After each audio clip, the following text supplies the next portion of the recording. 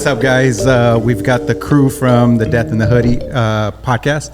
And Louie, Sunny, Eric, what's up, guys? What are you guys up to? What's up, man? What's up? Just hanging out, dude. We're excited to be here. Yeah, thank you for having us. Excited to have you guys on. And it's been a long time coming, so I know you guys have a podcast as well. How long have you guys been doing that for? In April 1st. April 1st will be our second year. It'll be year 2. It went by fast. Second year anniversary. Yeah. It goes by really, really quick, right? Yeah. And when you do your interviews, I usually tell people it's like a therapy session, right? Because you get to like just have some time to get away from the world and just like lock in on a conversation, right? For sure. It's like it's an outlet. Yeah. When we do, mainly we do just us 3. Yeah. And then maybe once a month I'll have like a guest on. Yeah. Just to kind of switch it up, change the flow. But yeah, when it's just like the siblings, like we're just being dumb, like it's an hour away from like the real life, and we also wanted to make it that for the person watching. Yeah. So you can see like what a sibling relationship actually looks like. Yeah. And in a way like entertain them. You know what I mean? Like we're not, trying to get too serious. Like if it's serious happens, like if it's organic, then we'll roll with it. Yeah. But we're never serious. So it's like, usually when the guest's on is when like sometimes they'll bring up a serious topic and we're like, all right, we'll go with it. Yeah. But if it's just us, we're being jackasses pretty And much. what prompted you guys to want to do your own podcast? We talk a lot. Yeah. Yeah. So like, we should do a podcast. Yeah, that's kind of how it worked. It's just like that? Yeah, literally, yeah. We did, we travel for work a lot. So we make headstones and we deliver them like all over the region. And so we were making a long trip one day and my sister and I were talking, and then I was driving and she's looking at like a podcast clip on her phone. Yeah. And I was like, I've always wanted to do that. And she's like, me too. And I never knew like that she was interested in doing it. So I'm like, did we just like make a podcast right now? And like I just put a bunch of shit on my credit card and Really? Yeah, he paid for everything. I just showed up. dude, Yeah. And so that's how we started. It just out of like a bedroom, an extra bedroom in my mom's house, and just did that. That's pretty cool, man. So after 2 years, most people quit after like 1 or 2 episodes and stuff. So that's pretty cool. That's pretty cool, and congratulations on that. Thank you. And so did you guys have any like film background, technical background, or anything like that? Or you A lot. In the beginning, we're all blurry. Nothing. You're just like, fuck it. I produced electronic music and I DJ'd in high school, so I had some like experience in audio. Yeah. But I didn't use any of it for this because it's a completely different recording like software, completely different equipment than what I'm used to using. So it's like, it was really nothing. I didn't know shit, to be honest. Like, Really? So what does episode 1 look like? I wouldn't suggest going and looking at it. Yeah, We're same all here. blurry and it's really bad. Don't worry about it. Same here. We're like fucking floating on green screen and type shit. Yeah, we left the blinds open. Yeah. For episode 1. And it reflected on the TV, so you could. It was like just a glare like that the whole Just entire huge time. glare, yeah. And it was Damn. like, man. And then I was like, I'm not gonna re-record this. This is coming out, and it was bad. But that's where you start. Like you have to start somewhere. Yeah. It's not. We were recording off of our iPhone with 2 microphones that were like $40 each, and a recorder that we bought off Temu. Yeah. And then it was like, okay, this sucks. It doesn't sound good, so let's upgrade. And so slowly got better stands, and then we got like better. We got the lights. And then Just slowly kind of build your way there because it was, The same microphones though. we still have the same microphone. Yeah. Those are So good. They're not bad. They're not bad, but they're not like badass microphones, but they work. You just have to be like this on them. You got to kind of crouch in. Yeah. So I wouldn't. The goal is to kind of. It's always a work in progress, man. Like there's things like right now you can hear the room in here, so we're still building out. So it's always a building process. It's a progress. Yeah. Like when you go through it, that's how you learn. Yeah, that's how you start picking up on stuff and seeing back and like, fuck, why do I do this? Do you ever like? I always do this like, I'll fix it when I edit it. And then you're like, I don't know how to fucking fix this. It's coming out like that. It doesn't matter. Well, it's really interesting to me because for us, like for me, I kind of have a cheat code because I've had a marketing company myself. I've done film. I have Raul Hernandez has been one of my great friends since day one, you know. Yeah. Carlos and I have been working at this for over 15 years, and him and I are both audio engineers. I used to run my own studio for many years. So cool, we have the audio, the video. It just required somebody to get in front of the fucking camera and now talk, right? So I was like, all right, I guess I'm gonna have to do this shit, right? Yeah. So, but yeah, that's why it's interesting to me.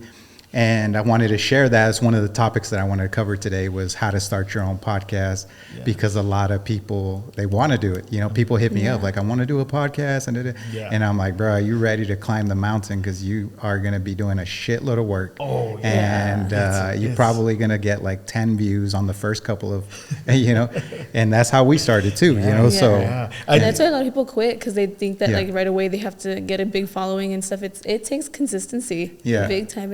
It's not just like one and done. What do you think, like, when you say consistency, what's your kind of, what would be an ideal? If somebody just got started on their podcast, what would you recommend? How many times they should be putting out clips or podcast episodes? Well, you know, for us, it was like we stick to it, like we obsess over it, and we still kind of do. Yeah. So we're like weekly. Just put them out weekly. Yeah. Once a week.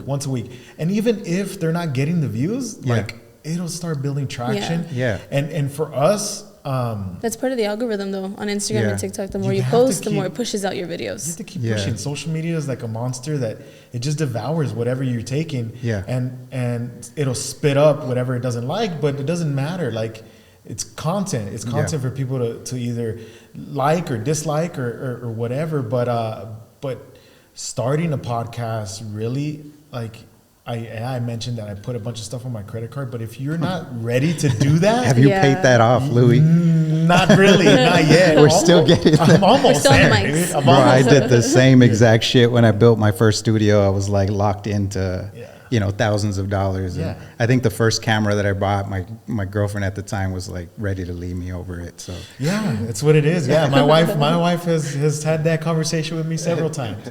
But the thing of it is, if you don't want to do that, if you want to break the bank, just start recording on your iPhone. Get one of those wireless mics, and if you're gonna have another co-host, mic you guys up and just talk. Like it doesn't matter. As long as like the content is there, that's at least getting you started, because nobody's gonna watch those first 10 episodes, really.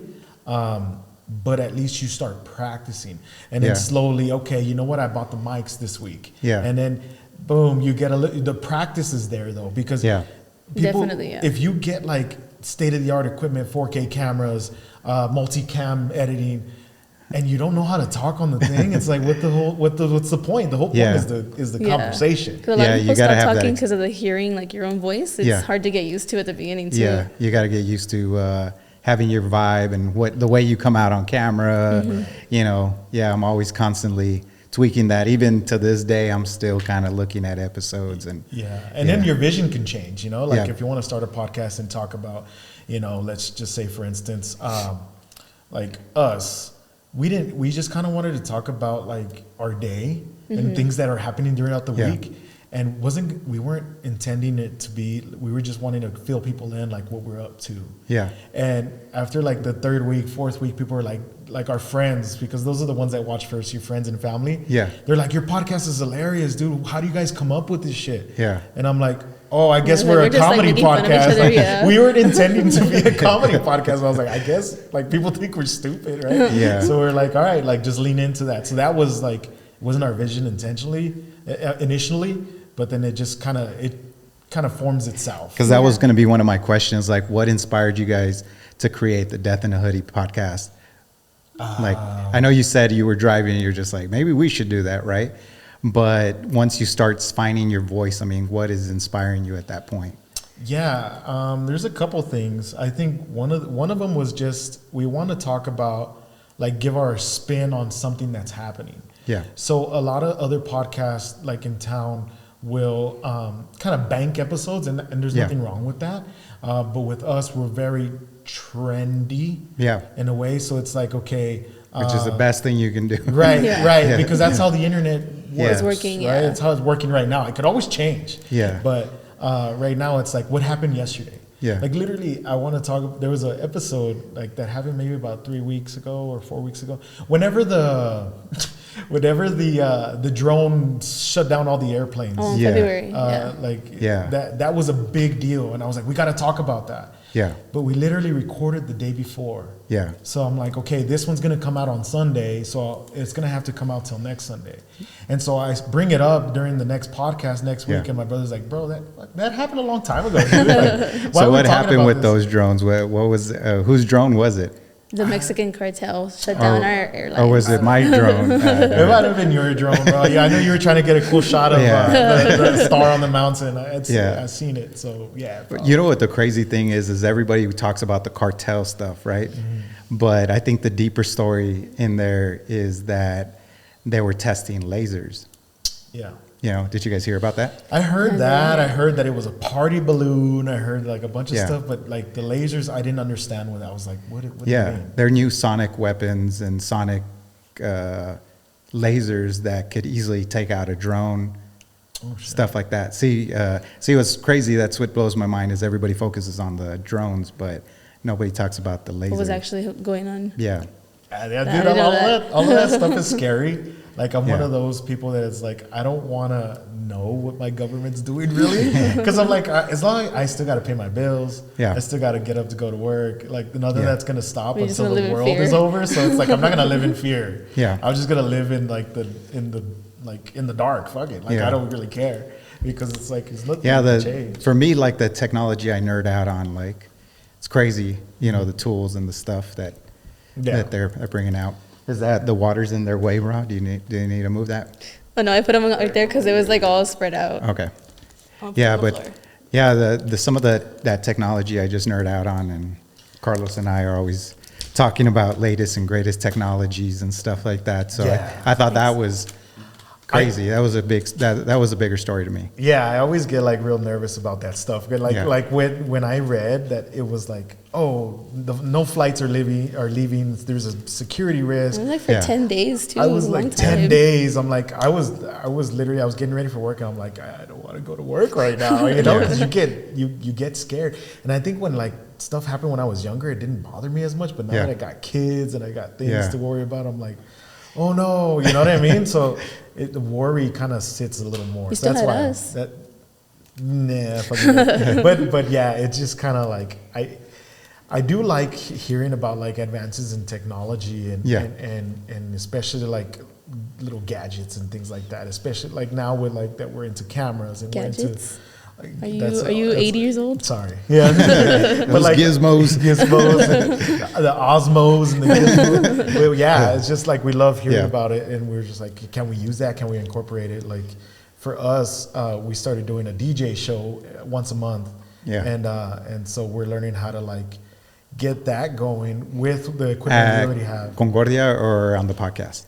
The DJ stuff is like a spin-off of the podcast. It's like their own thing. Oh, okay, cool. Yeah, and we do it out of the headstone shop. It's called Graveyard Sessions, and it's just like a new thing. I'm not planning on like. That's cool, man. I would just do like a live or have a DJ out there, then put it up on YouTube and. Yeah. That's what we've been doing. So we do it at the headstone shop. Maybe eventually I can bring it up to the board, but to do it like at the cemetery. But for me, I don't know if it's gonna be in good taste. Yeah. So it's like, okay, well, at the headstone shop, it's kind of like at the graveyard because. And definitely, I want to get into talking about that, and we'll come back to that for sure because there's a lot of different opinions on that, right? Like you said, maybe people feel like, why you? It's like disrespectful. Yeah, it's disrespectful like, to people. Or like, there's a happy medium always. Yeah. So what's the biggest challenge that you guys have faced in doing your own podcast? Getting people to watch. You think so? What would be yours, Sunny? Yeah, I think maybe that's for me. Eric, say something, man. I think getting a time for everyone to meet up. Oh, yeah. I didn't even think of that. Yeah. Scheduling is real bad. Hispanics are not good at showing up on time, bro. Dude, you're looking at Today the one I was in the waiting middle. for Eric. Yeah. Today I was waiting for Eric. It's just that I think everybody's got their own lives. Like my little brother, even though he's still like in high school, he wants to pretend to be busy and yeah, stuff. like he's got, you know, sports and whatever, and then she's got her job, she's got her life and her house and all that stuff, and I got kids, and so it's like, okay, like we start like on Monday, what day are we doing it this week? Yeah. And it's like Wednesday, no, I can't Wednesday. You get a group chat, no, I can't Thursday. And then on top of that, if it's like a guest we're having that week, I'm like, hey, dude, it has to be Thursday, cancel everything. Yeah. And then it's like, okay, if it didn't work, then it's like, okay, I got to reschedule. It's like, yeah, that's a big headache. Yeah. Now that I think about that, I think I talk about like people like for my reasoning is like, I want more people to watch this because I get real impatient. Yeah. And it's a grind, dude. Like I think like for like the first 6 months, I think like after the 6th month, I looked at Sunny and I'm like, do we want to still keep doing this shit? Like, who's watching this? Yeah. And I told him, I was like, we have to keep going. Like, it's just us. If it's just for us, it's just for us. It turned out it was more for fun. And then I think literally like the next month was like, okay, we had a clip go 100,000 views. And I'm like, all right, maybe we're doing something. Yeah. And then we kind of like switched up the formula a little bit. And then, it was like a little more consistent that people were watching and listening. Yeah. It is hard to see like when your numbers are not growing. Yeah. But it does take time, and a lot of people don't realize that it takes that time. Yeah, that's where I think the guest is a good thing, because you bring their audience with your audience, and you know, the collaboration thing is just what magnifies things. And you know, like I had Caleb, and you've worked with Caleb before. Oh, yeah. After we did that first podcast, he was like, dude, like that shit helped me blow. And it could just be a simple conversation or one topic that we covered that was one clip. And that's what all it takes is just one clip for people to see. Yeah. And that's what it takes. And you're off to doing bigger things and stuff. But still, even I feel the same way. Like we've had some good growth. But of course you would want to see bigger numbers. So then you start thinking like we have a, you know, I'll tell you, like sometimes I'm big on manifesting shit. So I'll be like, all right, I'm gonna do a podcast with this person. They don't know it yet, but they're gonna be on my podcast. Yeah. Like Tim Hardaway's gonna be in town in 2 weeks. He doesn't know it yet, but he's gonna be on my podcast. Yeah, that's a good manifestation. Yeah, it's the way to work. Yeah. I think honestly, that's kind of like it's kind of she was more of the manifesting type deal. Because I know I'm going to be famous, and you can just be along with the look. She's like, we're going to grow. We're already growing. We're already, man, And I think what kind of like got my hopes up, and then like the next 6 months, it kind of pissed me off. Yeah. Was that like the first clip we ever posted got 50,000 views. The first clip. Yeah. I didn't even know how to clip it correctly in DaVinci Resolve. Like we're it not even terrible. We're not even like halfway centered on it. And I was like, okay, this is good. Yeah. And that like it got like 50,000 views, and we're like, oh shit, dude, like we made it. This is it. We're blown up. The next 6 months. Quit. Yeah, the next 6 months were like 200 views, 120 views. I'm like, bro. And so it's like, and then you kind of get lucky. It's a little bit of luck. It's a little bit of manifestation, like you said. And then the main thing is the consistency, right? Like absolutely, coming man. back. You got to show up, coming back, day in and day out. And also too, like, and I don't know how you guys feel about this. That was one of my questions I was going to ask you guys today. Is what do you guys see that works? Like when you post locally. I guess let me get everybody's take on it. But what would you say? The things that works. People love to hear about like a hometown success or a home or rep their hood, right? In a way. Yeah. So the first one that got like, I think it has like 500,000 views on our Instagram. Yeah. Is the one where we're talking about the word the phrase. And I was telling the story about being in San Antonio, saying, hey, you know what? Like I was at a party, we were playing beer pong. I made a joke and I said, aye. And the person next to me was like, you're from El Paso? And I'm like, like, who are you, dude? How do you know that? And then, So who invented the word aye, bro? So after all the hate comments and all of the bashing Louie online, it turns out it was made in Chihuahua. It's a Chihuahua saying. Really? It's not an El Paso saying.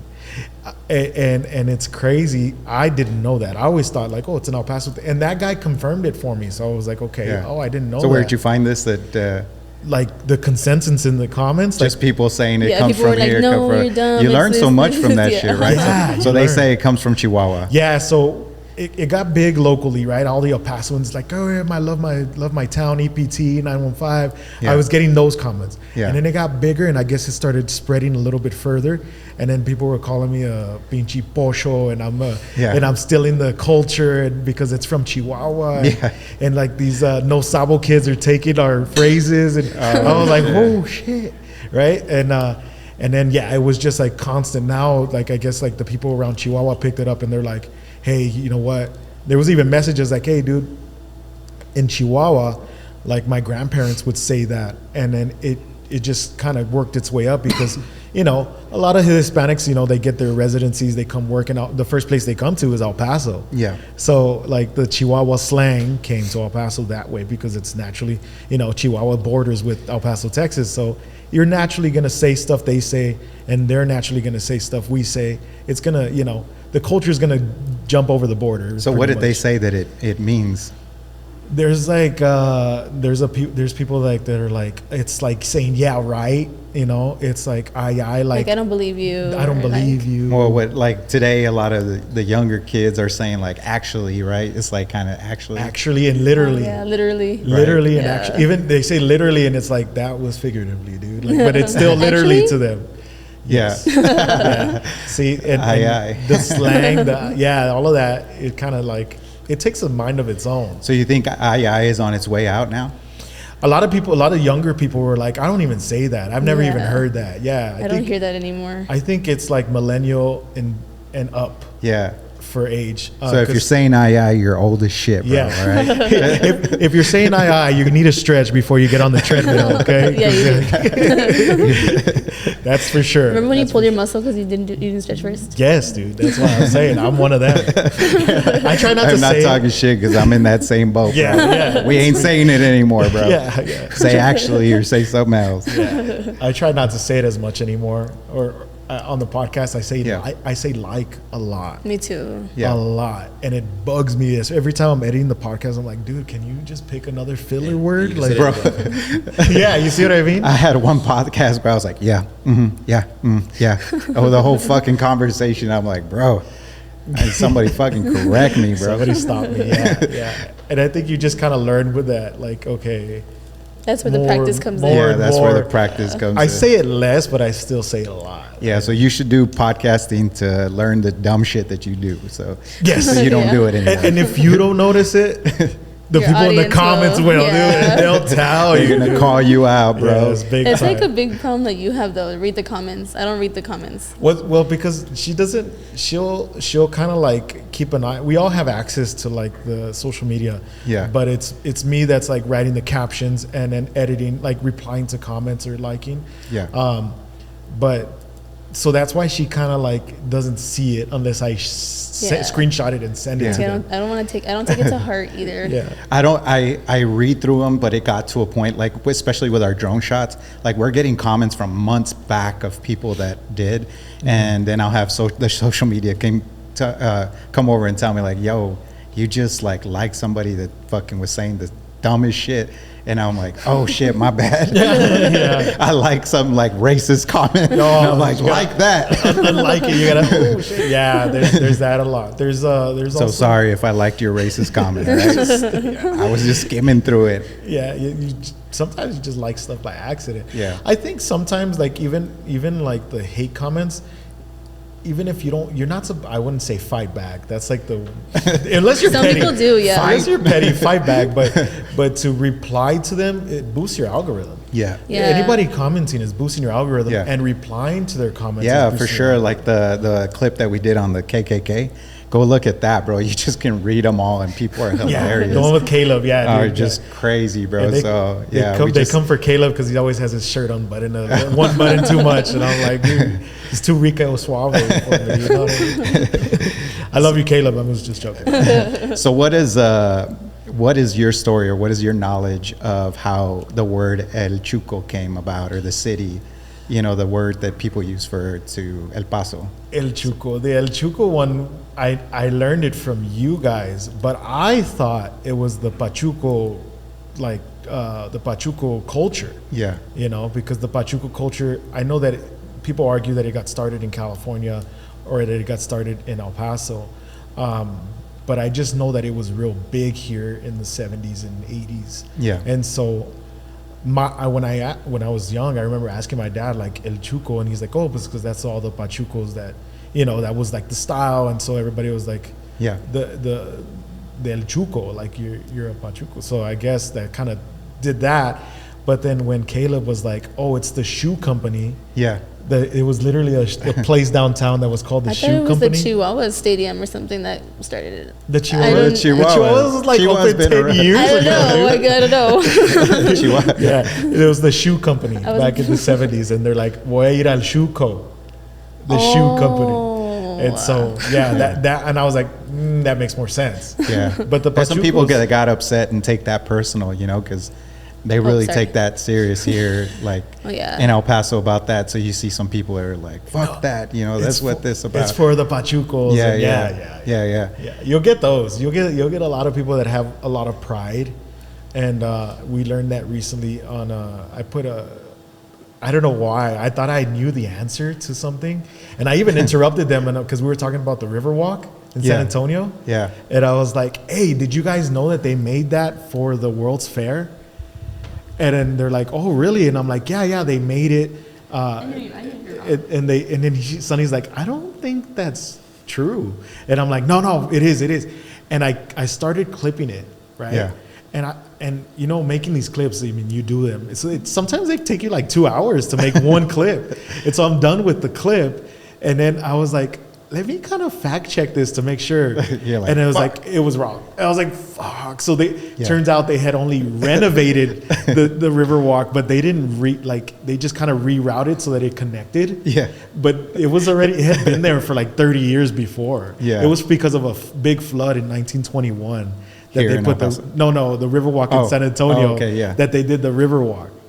And so I'm like, but I had already made the clip, so I put a disclaimer at the end, like, I know I'm wrong, guys. Sometimes that kind of stuff helps too, you know, like put up something wrong purposely. Yes. And people start, like one time we had a clip where Sebastian was asking El Paso trivia. He asked a question and the guy got it right, but he's like, that's wrong, you know. So people were like, you owe him $20, like. Oh yeah, see, that works. Yeah, that works. And Sebastian was like, take it down because I look stupid. And I'm like, no, bro, dude, leave that on. You got people love that shit. You got to. The one that we were telling you, the one that went viral the first time, she was talking about girl math. Yeah. And how, like, okay, if I have the money to buy this dress, and then I return it, I made $50. And it's like, no, dude, you just got the $50 you spent already. And she's like, no, because I was never going to return it. And since I needed the money, I went and returned it and I got that money. I didn't need the money. No, she's saying like, it's brand new money. It's brand new money. And I'm like, that is the stupidest shit I've ever heard in my life. Yeah, I've never heard of the term girl money. Using girl math. Girl math, I'm sorry. Yeah. Using your card and using cash. If I use cash, it's free. Because I don't, my card is what matters. Yeah, so like if what's I use in cash, your account. It doesn't matter. Yeah. But if you use cash, it's free. And then I was like, you're an idiot, dude. Like, this is dumb. And so I like clipped it. I'm like, this is kind of funny, right? And then, and bro, they came after Sunny. Yeah. And even like my mom and my dad, which they're big supporters of the podcast, they started reading the comments and they're like, mijo, you should take that video down. And I was like, no, that's the good part. I was like, you can tell me stupid if I want to. That's my logic. Yeah, it doesn't like, matter to them. They're being really mean to Sunny, and I'm like, Mom, she's cool with it. She doesn't read the comments. We're at 1,000 followers already because of that clip. Like, I'm not taking it down. You know, it was like a fresh clip. So I was like, nah, that's staying up. And then she's like, yeah, because that's how the internet works. Though, yeah. I mean, if you're gonna post online, you have to be ready for people. Not everyone's gonna like you. Yeah. Something's gonna be wrong with something. So yeah, I think that's what holds a lot of people back from getting on camera. Mm-hmm. I asked Caleb that one time, and I asked him, why are people scared to get in front of the camera, right? And I think a lot of people are scared. First, the big thing that I get is like, well, I'm gonna get stalkers, or I'm gonna get people that are gonna like kill me, you know, and like all this kind of stuff. You're like, I can get my anger out, so it's okay. Yeah, I think there was one time. This one is just more because I control the Concordia with social media too. Yeah, and we did a collaboration with Caleb at the Masonic Cemetery. Yeah, and so we came up with a script, and I told him, hey, let's talk about this, let's talk about that. he started talking about like the Masonic, when Dr. Schuster that's buried there, you know, the Providence Hospital, all that. So we start talking about it, and he's talking about how he was a Mason and all of this stuff. Well, somebody in the comments said like an ugly comment about Masons. Yeah. About, you know, the rumor that they're the devil worshipers. They're the KKK. They're the worst people. They sold their souls, all this stuff. And so he made like a really long comment like that. And I was like, you know what? I want this video to start taking off, so I'm just gonna reply. And all I did was reply, like I was just like, hey, that's not true. You know, just kind of like, that's not true. A lot of Masons do a lot of good work and they give back to their community. Yeah, that's all I did. And then he's like, he responded, "Who are you? You must be a Mason. You must be." And since I was replying as Concordia Cemetery, I was like, "No, I'm a cemetery." Like, because it's like you're replying to the cemetery. You're not replying to a person. That's funny. And so they were like, "You're an idiot," blah blah blah. And I kind of just I stopped responding because I was like, I'm pissing this guy off. Yeah. Well, he went to the messages and he's like, "I need to know, where do you live?" He's like, let's meet up, and you know, that's so rude that you guys do that. And I was like, "Oh, come at me." No. So I was just like, you know what? Yeah. So I just like, I blocked. What was his name? What was his name? I would say his name. Jose, we know you. But yeah, I mean, you're going to get people that argue with you. You're going to get, if one thing that I can give advice to is, if you want to start a podcast, you got to develop thick skin. Yeah. Like, especially if you want it to grow. Yeah. Because not everybody's going to like you. And you're not going to be everybody's cup of tea. And you're not supposed to be. Yeah. You know, that's why, you know, certain. They're doing the yes. that's why everybody, like, you know, there's thousands of podcasts. There's some people that love Joe Rogan. There's some people that hate Joe Rogan, but he's big, you know. There's some people that, like, for instance, like, we're big fans of the Basement Yard, but there's some people that are like, those guys are idiots, you know. And it's like, well, you know, they're not your cup of tea. Yeah. And that's like we were talking about. Just go to the next channel, bro. Yeah. Just change it. If you don't like that one, try another one, you know? It's funny to see, like, the people who don't like us follow our videos. Yeah. And they'll, like, every video, they comment on our, I'm like, okay, you're watching our content, so obviously we're doing something right for you. Yeah. Let's talk about this, because I want to ask you guys while we're on the podcasting thing, but what's up with the, you know, like, everybody, you know, they talk about El Paso, and El Paso is like crabs in a bucket. What's all the hate, man? Why is there so many haters in El Paso? I don't know. I think it has something to do with, like, the culture here. I hate to say that. I don't want to say that, but I was raised to, like, root on your neighbor. Like, if somebody's from your neighborhood, from your hood, and they blow up, give them kudos. But not a lot of people were raised like that. To me, it always comes back to that thing, like, ya te crees mucho. Like, that's the kind of the culture that people take on. So when they see something growing up, something growing big, like, it's like natural, like, to hate it first, then, like, to find it's harder to find people who are genuinely happy with your success than to find somebody who's jealous of it. And I've had, like, split, but I always get that, right? People always talk about, oh, I'm leaving El Paso because it's just like crabs in a bucket, right? Mm-hmm. People say that, but I'm like, why do people say that? You know, I've had split. I've had some people that support, and we've been able to work together, and we built what we built. Yeah. You know, and then, you do have other people that just... And it is like that out there. It is like that out there if you put yourself around those people. I think there's good people. I think there's bad people. But if you surround yourself with, like, the people to help you grow...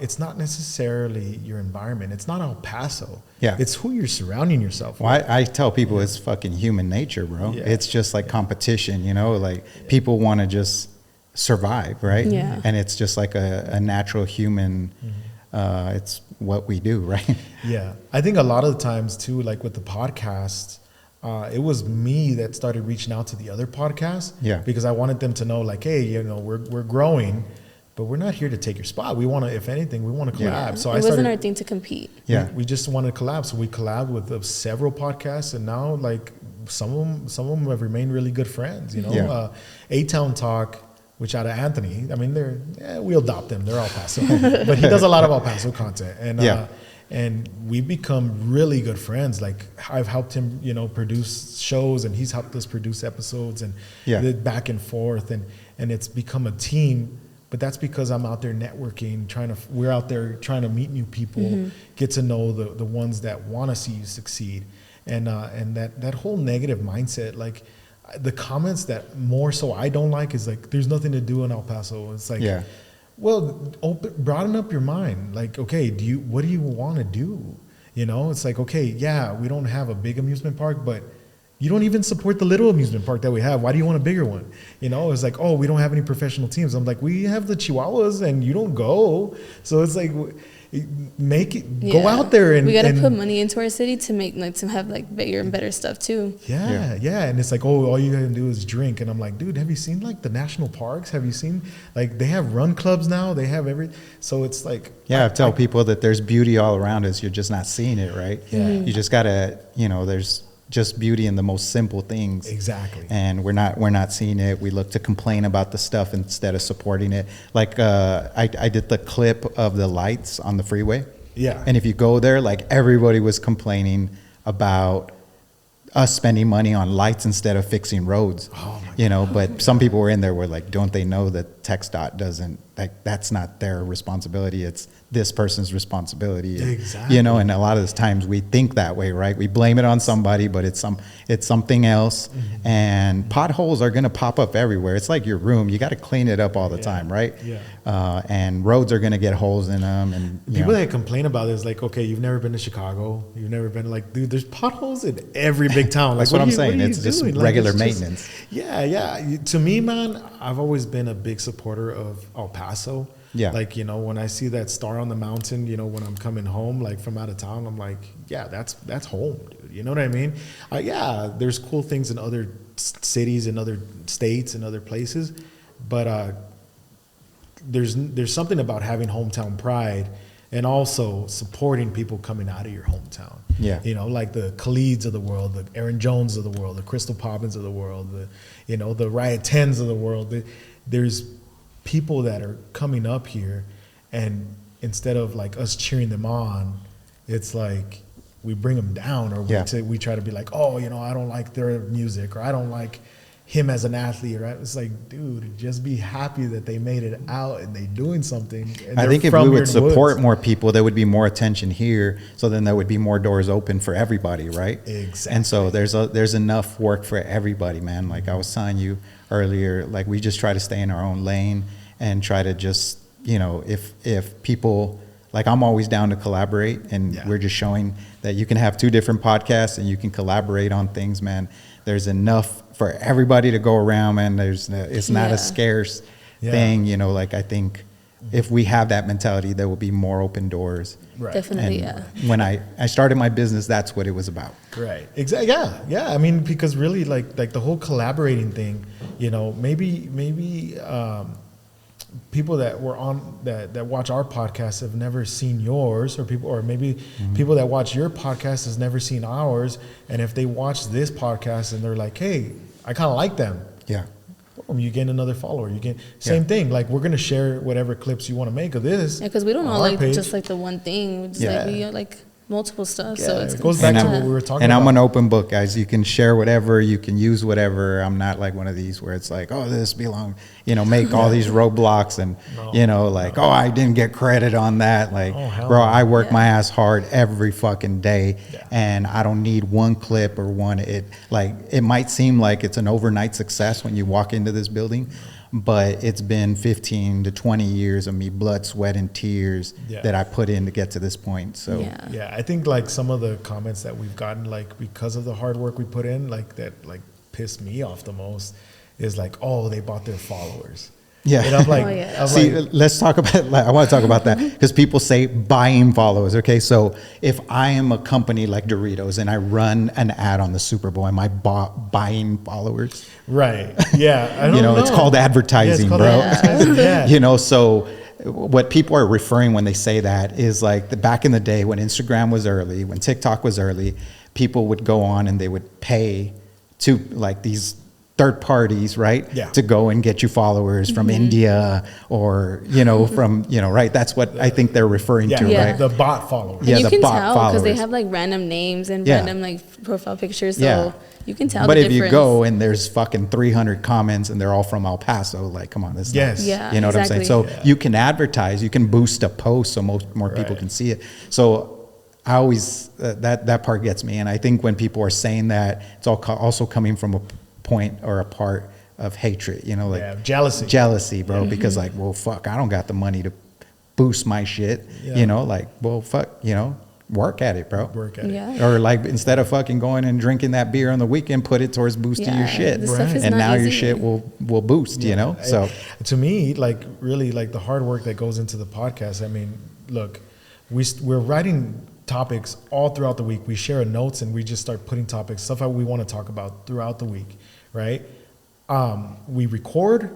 We have to edit it. We have to put it out, and then we got to make clips. yeah. Okay, and that's all in a 7-day thing. Yeah. And I'm telling you, to record a 1-hour podcast, a multicam takes me about 2.5 to 3 hours. Yeah. Right. To make Too long.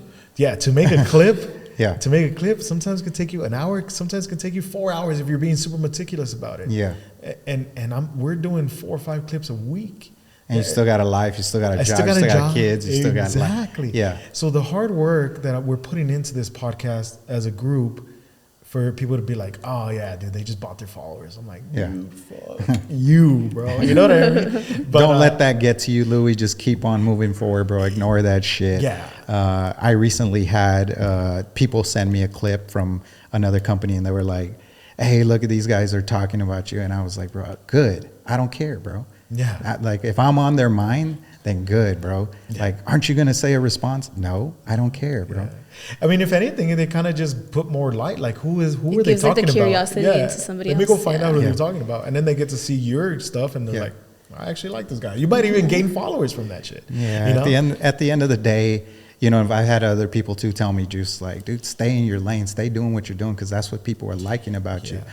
Like, they can come and see or hear this, and they're like, shit, I like the way he fucking thinks. Yeah, You know? I come from like, we all come from like a naturally very competitive, you know, growing up. Like we were raised very competitive. Just because I'm better than you, this And- doesn't mean anything.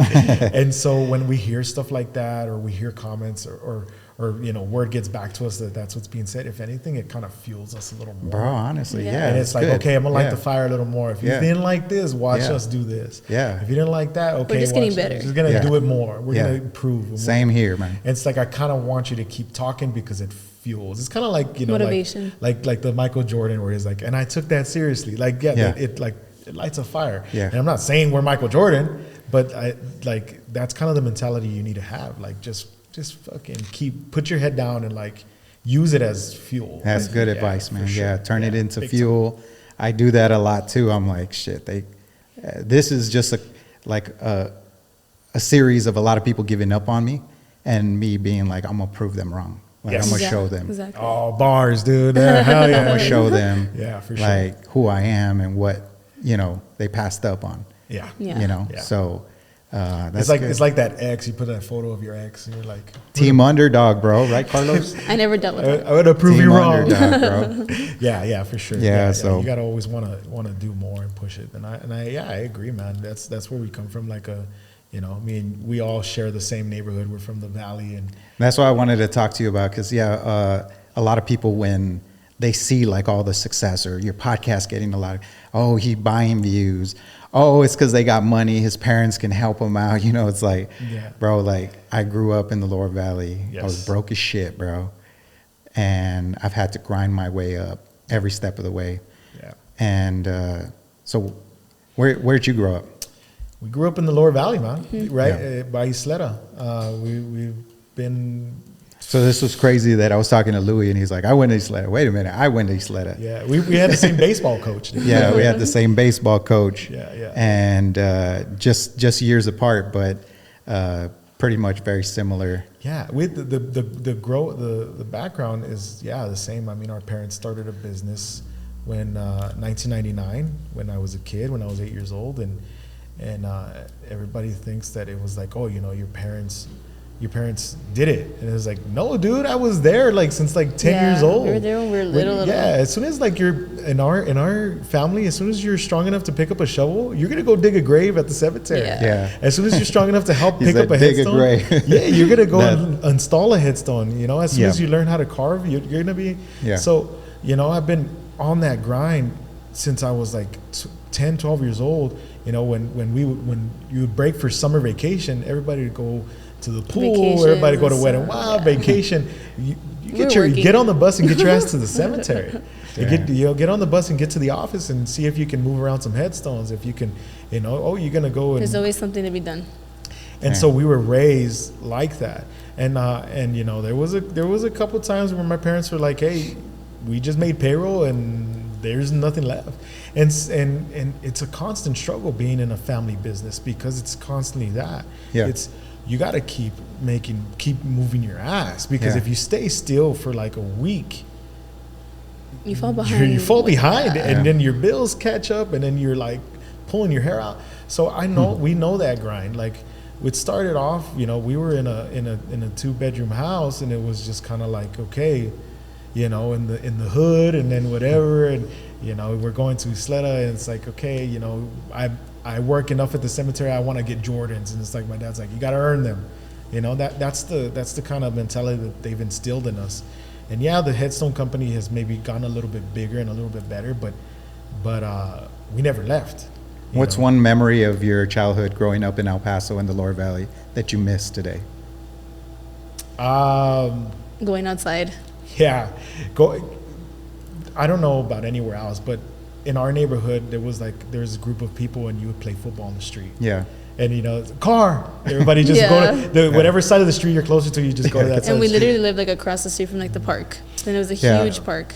Wait, what park did you guys grow up? I think we talked about this too. Pavo Real. Yeah, like Pavo Pavo Real. Okay, the Pueblo Viejo parks. So that's where I grew up as well too, but Henderson, closer to Pendale.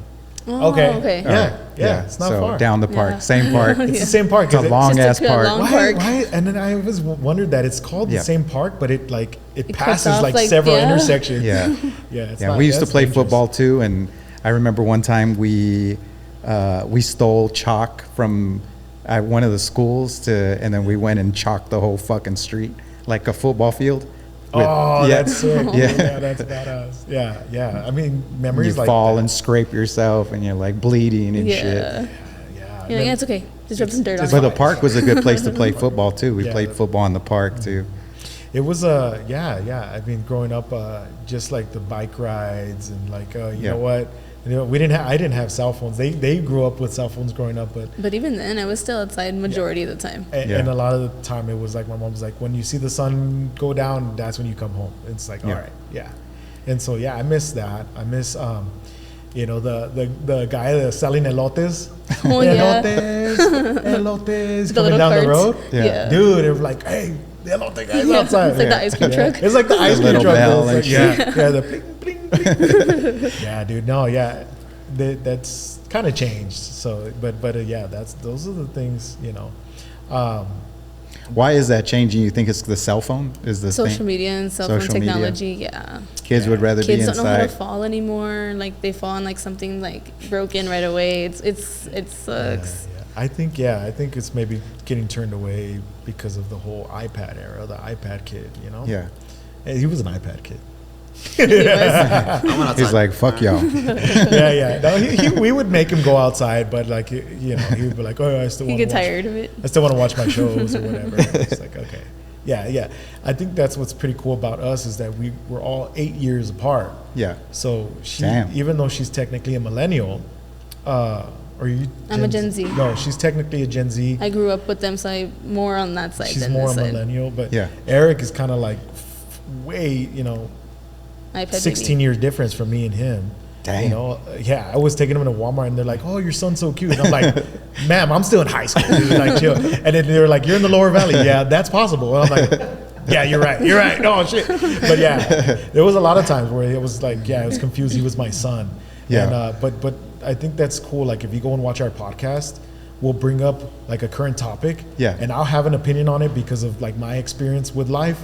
but then their opinions will be different than mine, or mine will be right and his will be wrong. Okay. Yeah. So, but that's just kind of like, I think for a good podcast to succeed, you don't want to have a podcast with something you agree with on everything. Yeah. Because then that's fucking boring. It's like, oh yeah, did you see that? And you're like, yeah. Do you think?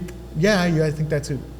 Okay, what's the next topic? Like, no, dude, like talk shit. Like I think that's kind of what makes it fun for us. So back in the day, like the Lower Valley was considered like ghetto, right? Yeah. So is the Lower Valley still ghetto? No, I think it's more the Northeast. Yeah, I think The Northeast. Oh, dude, you're just gonna do that? We're on camera right now. Sorry, like hold on. Well, no. I'm saying it's considered it. Like it's not me. I work over there, so I count. That was fucking foul. Okay, no, I think yeah. It's considered. It's not me believing that. Dude, if you backpedal, I work over there. If you backpedal any faster, you're gonna fall on your ass. I work over there. I'm over there. It's okay. But no, I don't think the Lower Valley's that ghetto anymore. I think like all the old cholos are either dead or in prison. Yeah. So like, it's kind of cleaned up. Are their people act. in the Lower Valley still dressing like cholos? No, No. Where are they dressing like? Where are they? just like anybody, like him. The last time I went to La Negrita, like it's expensive to be a cholo these days, bro. Oh yeah, dude. Yeah. I was like, bro, like it's expensive. I was trying to buy some Dickies for work because I Yeah. actually use them like to like paint headstones and sandblast. Yeah. And I'm like, $50, fuck that. And I was just like, yeah. And then like, that was the cheapest I could find. There was some that were like $80. I'm like, Yeah, it's getting skinny. these were like the cheap clothes back at the day. I used to buy Cortez for like $30, bro. You were a Cortez kid? I know I was a Reebok kid. Oh, okay. Yeah, because the Reeboks were cheaper than the Cortez. Yeah, the Reebok and the Cortez. You want to know Yeah. something kind of crazy about the Reebok and the Cortez? I Yeah. mean, the Reebok and Nike. Yeah. So Reebok, dude, I hope I'm not wrong. Is it Adidas? I think it's Adidas. Okay, sorry. Yeah. Adidas was actually going to come out with a Mexican style shoe before Nike. So the Cortez, it got really taken on by the Hispanic, the Latino culture. Yeah. Right? In LA and, Arizona, New Mexico, Texas, whatever. That's like the Cortez. But Adidas was going to come out with the Aztec, and I think they did, right? But the Nike found out, and so they named their shoe the Cortez because Hernan Cortez conquered the Aztecs. So it's like, okay, we're going to come out with the same shoe, but ours is going to be better than yours. Yeah. And so that's why Nike won the Cholo shoe. Damn. Was because of that. I don't know if Or you know like that. sitting in a room, like we're gonna get all the cholos. Dude, We're gonna wear make this a this clip. shoe. All the cholos are gonna fucking like it, dude. I'm telling you. Yeah. They're gonna be like, oh, I am a cholo, bro. What are you talking about? Si saben vatos, si saben vatos. Yeah. No, I didn't wear Cortez. My parents didn't let me though. They didn't let you wear No, they Cortez. were like, no, that's for cholos, mijo. They're like, Yeah. you're gonna be a hoodlum, and I'm like, I remember back in the day what was like really cool was like Cortez, like having a brush they used to call La Panocha. Like, I don't know if you remember. Jesus that. Christ. Do you remember that? No. It was a brush that you used to slide your finger in the middle. Oh. And then it was like a round. Oh, okay. I know which brush. It was a plastic, right? A plastic backing. Yeah, it was a plastic brush. And it had like a ring finger. Yeah, it was like $1. Stick your finger in. Yeah. It's panosha. Yeah. Okay. Jesus Christ. And snake it back. Hairnets. Yeah. Well, I remember the hairnet. I never wore them. But Yes, you did. And 3 flowers. the 3 flowers, the Tres hairspray. flores. No, it was like a P. Diddy oil. Oh, But for your hair. Jesus, Yeah. dude. You, guys you remember that? Yeah. Ra used to have Tres flores. Yeah, Raul is the P. Diddy of the Lower Valley. No, bro. No, I was just kidding. For my hair and shit. But you used to put some of that. It was an oil. It was an oil that was like kind of yellowish. I don't even remember. You don't remember that? Well, I was probably too young for that, I think. Yeah. Carlos, do you remember it? Tres flores? I remember. Everybody used to have that shit in their pocket. That's crazy. I remember the brush. Slick up. I remember the brush because my uncles would Yeah. use those, right? But like for me, I never. That's a had clip. Everybody's gonna be like, yeah, I remember that shit, bro. Dude, no, I don't. Yeah, I do remember like the high socks and the Cortez. Yeah. And the what was big for a while with the cholos? Oh man, it's drawing a blank. But like the Beepers. The beepers. No, that missed me by a little bit. But the beepers, dude, you know why they had beepers? The belts too. You had to have a belt, a really long belt. That's the one I was going to tell you. That had letters on it. Yeah, it had a letter, or it had that closed clasp. Yeah, and you would pull it. Yeah, and it was those are expensive. It was now, like bro. nylon. Yeah, right? Yeah. That's like buying a Gucci belt now. Yeah, no, dude. Yeah. They're like $100 now. Yeah, they're expensive. We never had those belts. Like they never let me have those belts. Yeah. Really? Like anything. I had one. Anything that had to do, but that was because the style was like changed. reformed by then. Yeah. By then it was like expensive to have. At Isleta Middle, they started like taking all the cholos. They started making a rule that if you were sagging your pants, they would give you pink warm-ups. So then you see all the cholos wear pink warm-ups. But they were still sagging them pink warm-ups. Yeah. It's like, oh man. Yeah, they used That's to wear crazy, pink dude. warm-ups everywhere. That's crazy. Yeah, I just If remember. Louie tried, my dad would make fun of him big time. I think I remember, because I went to Camino Real. Yeah. And I remember that if they caught you sagging 3 times, you did a week in sack. Oh yeah. Or like the And they're still sagging to this day, they're bro. still sagging. So who invented sagging, bro? Really though? I don't know. Do you know that? Because I know there's a stupid theory, and I don't How know did that word come, sagging? I'm worried about to say it. It might even be fake, but that if you sagged like in prison, it was because I've heard you that. were ready for a partner. Yeah. To put it nicely, but I think that was just to kind of discourage people from sagging. I don't know if that's true, but what do you know? They're gonna that? come for you, bro. No. I didn't know. We'll cut this clip and Don't then we'll make ask that- people to go. He's like, how does he know that? I'm like, I've never been in prison ever, dude. My pants are at my waist. Yeah, so that Carlos bringing up another good point that Pachucos used to wear their pants high as Yeah. well too, right? Yeah, my dad With the creases. Yeah, my dad Yeah. dressed like a Pachuco growing up. He's probably upset that I mentioned that. But yeah, We're gonna share a picture I here. know, yeah. I'll find a picture. I think I have one of him like with he's like a off work Pachuco where he had the black and white lumberjack. Yeah. But he had the crazy pompadour hair, dude. Yeah. Yeah, I saw that photo. I'm like, Jesus, what's It works wrong for him, with though. you, dude? Yeah, no. So works what? for him. So it was Cholo. So no, what is it now? I don't know. What is it now? Bro, What Well, is I he hear would it's be able going to back to answer like the Y2K stuff. what is like in what is? The wannabe gangsters. Oh, the Edgars, dude. The Edgars. It's did the Cholos become Edgars now? Yeah, that's probably what it is. Because of Is that what it is? I think so, but I don't know. I can't watch it. That's almost Look, disrespect to the he's homies, afraid, bro. He's afraid to say it. He's afraid. Yeah, no, I'm Cho- afraid to say it. I just take offense to it. It's like, putting what Pachucos became the Cholos and then now Cholos becoming Edgars. Like, Yeah, it's almost- It's like you're, But they're not doing it right. Yeah, I get what you're saying. Like we're digressing. And yeah, it's like Yeah. That's terrible as a culture. you're like our image. But you think about it, like okay, I don't know. So there's nobody that dresses like Cholos anymore in high school. Like the sagging pants, yes. But like Cortez, baggy maybe pants. like yeah. I've seen some Cortez, but they're kind of rare. Now it's the red bottoms. Yeah, Okay. Edgar shit. That's Edgar shit right Yeah. there. Yeah. Damn. Yeah, So, it's And like weird. True so Religion. what's next, bro? What's gonna be the next evolution? I don't know. I hope the world ends by that time because it's like it's gonna get worse, dude. You know? I don't know. I hope. Well, Y2 like that was the Y2K area like for the girls and the guys. It was more your and Stephanie's era. Yeah. like that's coming back too, and that's not Which was necessarily a what? bad thing. Which was what? Like the low cut jeans for the girls and like the crop tops or like the baggy pants. Yeah. And for the guys, I'm not sure. The guys right now like the baggy crop top type shirts. Yeah. Like the lifting shirts. That's like a cool thing to go out in now. Yeah. You know. Well, in the '80s, they were even higher. Yeah. Right. Yeah. It was just like it would block your nipples, and then that was it. You know, Showing the belly ring showing and the- Yeah, I like that Dave Chappelle episode where he's like, if you dress more like a girl in the '80s as a guy, you had the most bitches. I don't know everybody. I'm like, Literally. he's like Prince was drowning in it, dude. I'm Rick Like- James, bitch. Yeah, it was the Rick James episode, or no, it was the Prince episode. Yeah. that he was Charlie like, talking Murphy. to Charlie Murphy and shit. Yeah, but I don't know. I mean, I don't know. So where are we headed with all this design, bro? Are we going? Are we going to come back to the Pachuco one day? I don't know. I think we'll get like some influence, right? Because they say fashion kind of like revolves and it's like a revolving door. It just keeps going, like they reinvent Yeah. it.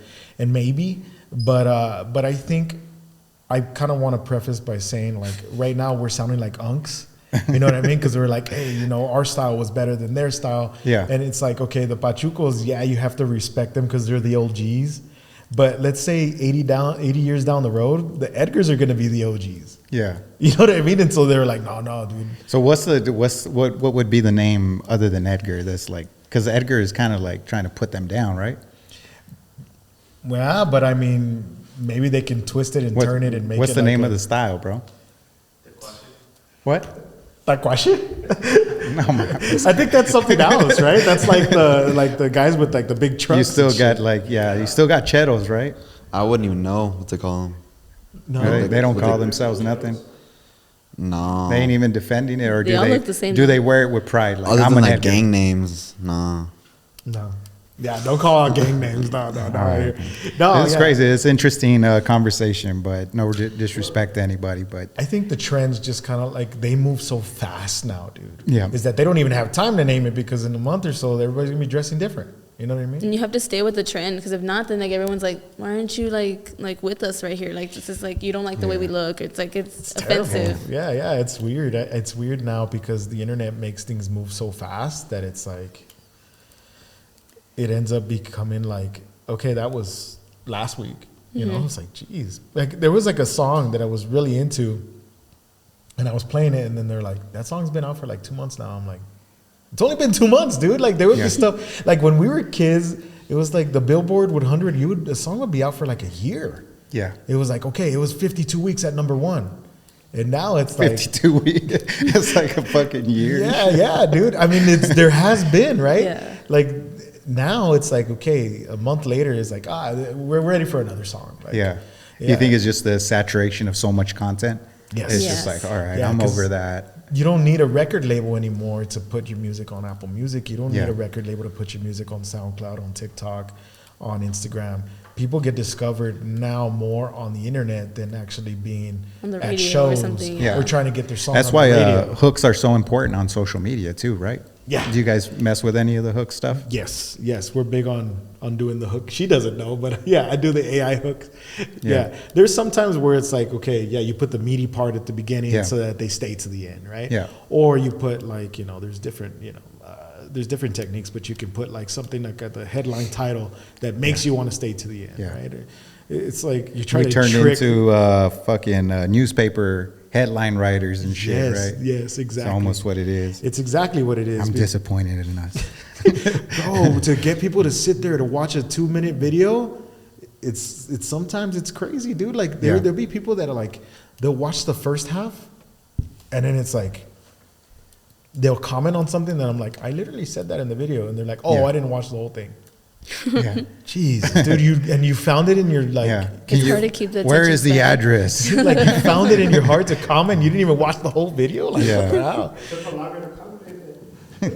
Yeah, I don't know, man. I mean, yeah, I think I am a little bit disappointed with our attention spans because, like, the long form podcast doesn't get as many views as like our short form clips. Yeah. And that's okay. The clips is where like you get your traction though, for sure. Like the TikTok and Instagram have like really helped a lot of people get like their following. Yeah, it's like everybody's watching your podcast and clips, right? Yeah. So Yeah, Eric was bringing it up the other day that one of his friends, like somebody that he ran into, was like, "Dude, I watch your podcast," and he's like, "Oh, you subscribe on YouTube?" He's like, "Nah, I watch your clips on Instagram." I'm like, then you don't really watch the podcast, but they get the highlights, right? Yeah. I mean, that's pretty much what everybody wants now is just the highlights. I want the quick tagline. I want even the NFL and shit like that. You're starting to see on ESPN. They'll recap the whole The game 10-minute like in 10 like minutes. 2 minutes, like, yeah. It's like And I hate to say it, but I love watching those videos. Like if I didn't catch the game, I'm like, I'm gonna watch this. The recap. Same here. Yeah. What's one of the most memorable moments you guys had on your podcast? I don't know. You go first. Anything? Something that stands out to you? There's a couple of things. I think one of the more memorable things. I think moving to like a new studio, like every time that we move, it was like a new accomplishment, and like it helps a lot. It was like a good feeling. Yeah. I think the first time that we got like recognized, like Oh, yeah. outside of the podcast. Circle K. Yeah, we were like at we're at Circle K, and the lady that was checking out like our like we were buying snacks. She's like, of course. Hey, we're buying, and then she's like, hey, you guys do a broadcast, and I'm like, that's not it, but appreciate it. Broadcast. You guys are the guys from. And yeah, like every time, like I love that. That's cool, but like it's my like everybody's like, don't let it go to your head. I'm like, nah, do it. Yeah, we made it. That's it. Yeah, we made it. Do that. Quit our day jobs. Why are you even talking to me right now, dude? No, we joke, but I think that's probably one of the more memorable moments. I think on the show itself was when we got Riot 10 on. Yeah. That was really cool. Javi Bailon, like the big hitters out of El Paso. So Riot 10 is a big dubstep DJ. Plays at EDC, plays at Tomorrowland, everywhere, and he went to Isleta. Yeah, like us. Yeah. I went to high school with him. I was like going out of town to see him, and he lives here. Yeah, I went to high school with him. And why are all these Indians doing so good? Don't hate. It's in the water, dog. You shouldn't drink it though, but it's in the water. Don't drink the hose water from the lower valley. Raul's like, fuck that, puro socorro. Dude, Socorro, lower valley are like, we include you guys. Yeah. If you include us, we include you, dog. You know what I mean? He's like, no, and Carlos went to Burgess, bro. So get the fuck out. No, I'm kidding. Well, I grew up in that area. You graduated, from Isleta. Yeah. But you graduated what year? 2011. Oh, see, I have two brothers. One graduated in 05, one graduated in 07. 07? Okay. More like 70. But Burgess is consistently putting out all the athletes, bro. There you go. Okay. Yeah. Okay. You got Aaron Jones. You got Alvin Jones. All right. Yeah. Before that was John Skelton, who was in the Cardinals. There's a dude from the NBA now, too, as well. So. All right. Yeah. All right. You guys get the pass, dude. There is no athletes at Isleta. We'll take the lower valley in. We'll take it. Just baseball players. To, there was nothing to do here. Like, it's because they put their effort into like that one talent, that they had, or they wanted to do. Yeah. It helps a lot too. Yeah. So is there things to do in El Paso? Yes. Everybody's but it's because I was going to talk about this, but then you guys got to another topic. She's all mad.